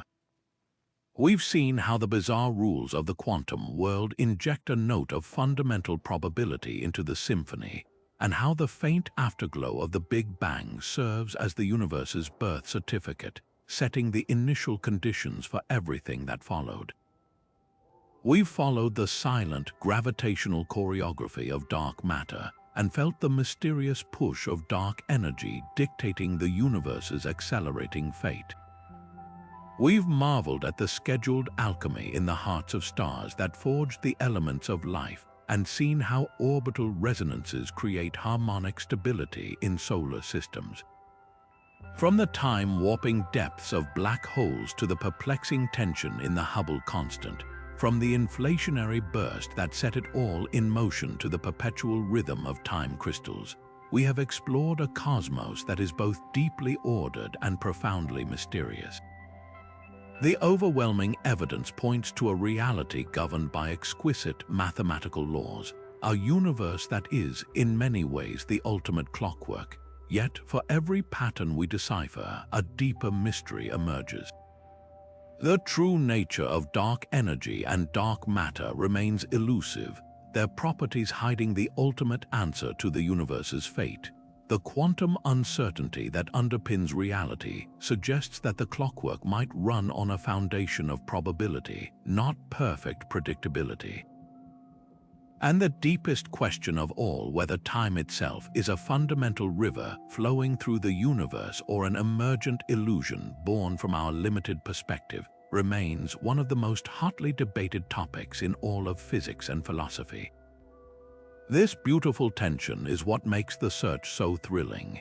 It is not a journey toward a final, simple answer, but an ever-deepening appreciation for the sublime complexity of existence. What becomes undeniably clear is that our quest to understand cosmic time is ultimately a quest to understand ourselves. We are not separate observers gazing at a cold, external machine. We are products of its schedule, The iron in our blood was forged in a dying star billions of years ago on a strict timetable dictated by stellar physics. The calcium in our bones and the oxygen we breathe are the legacy of that star's scheduled death. Our planet orbits within a habitable zone that moves to the rhythm of our sun's life cycle. Our consciousness itself may be an emergent property of this vast, unfolding process, the universe becoming aware of itself. To study the celestial clockwork is to study our own origin story, written in the language of physics and etched across the canvas of space-time. This realization fosters a connection that is both humbling and empowering. It can be daunting to recognize that we occupy a mere sliver of space and time, a fleeting moment in a 14-billion-year saga. But it is also awe-inspiring to acknowledge that we possess the cognitive ability to piece together this grand narrative, to look back to the first moments of creation and forward to the universe's distant end. We are the universe's way of comprehending its own beauty and mystery. This journey through the celestial clockwork doesn't provide all the answers, but it reframes the questions, filling them with a sense of wonder and profound significance. It invites us to continue looking up, to continue questioning, and to continue marveling at the incredible, hidden rhythms that orchestrate the cosmos of which we are an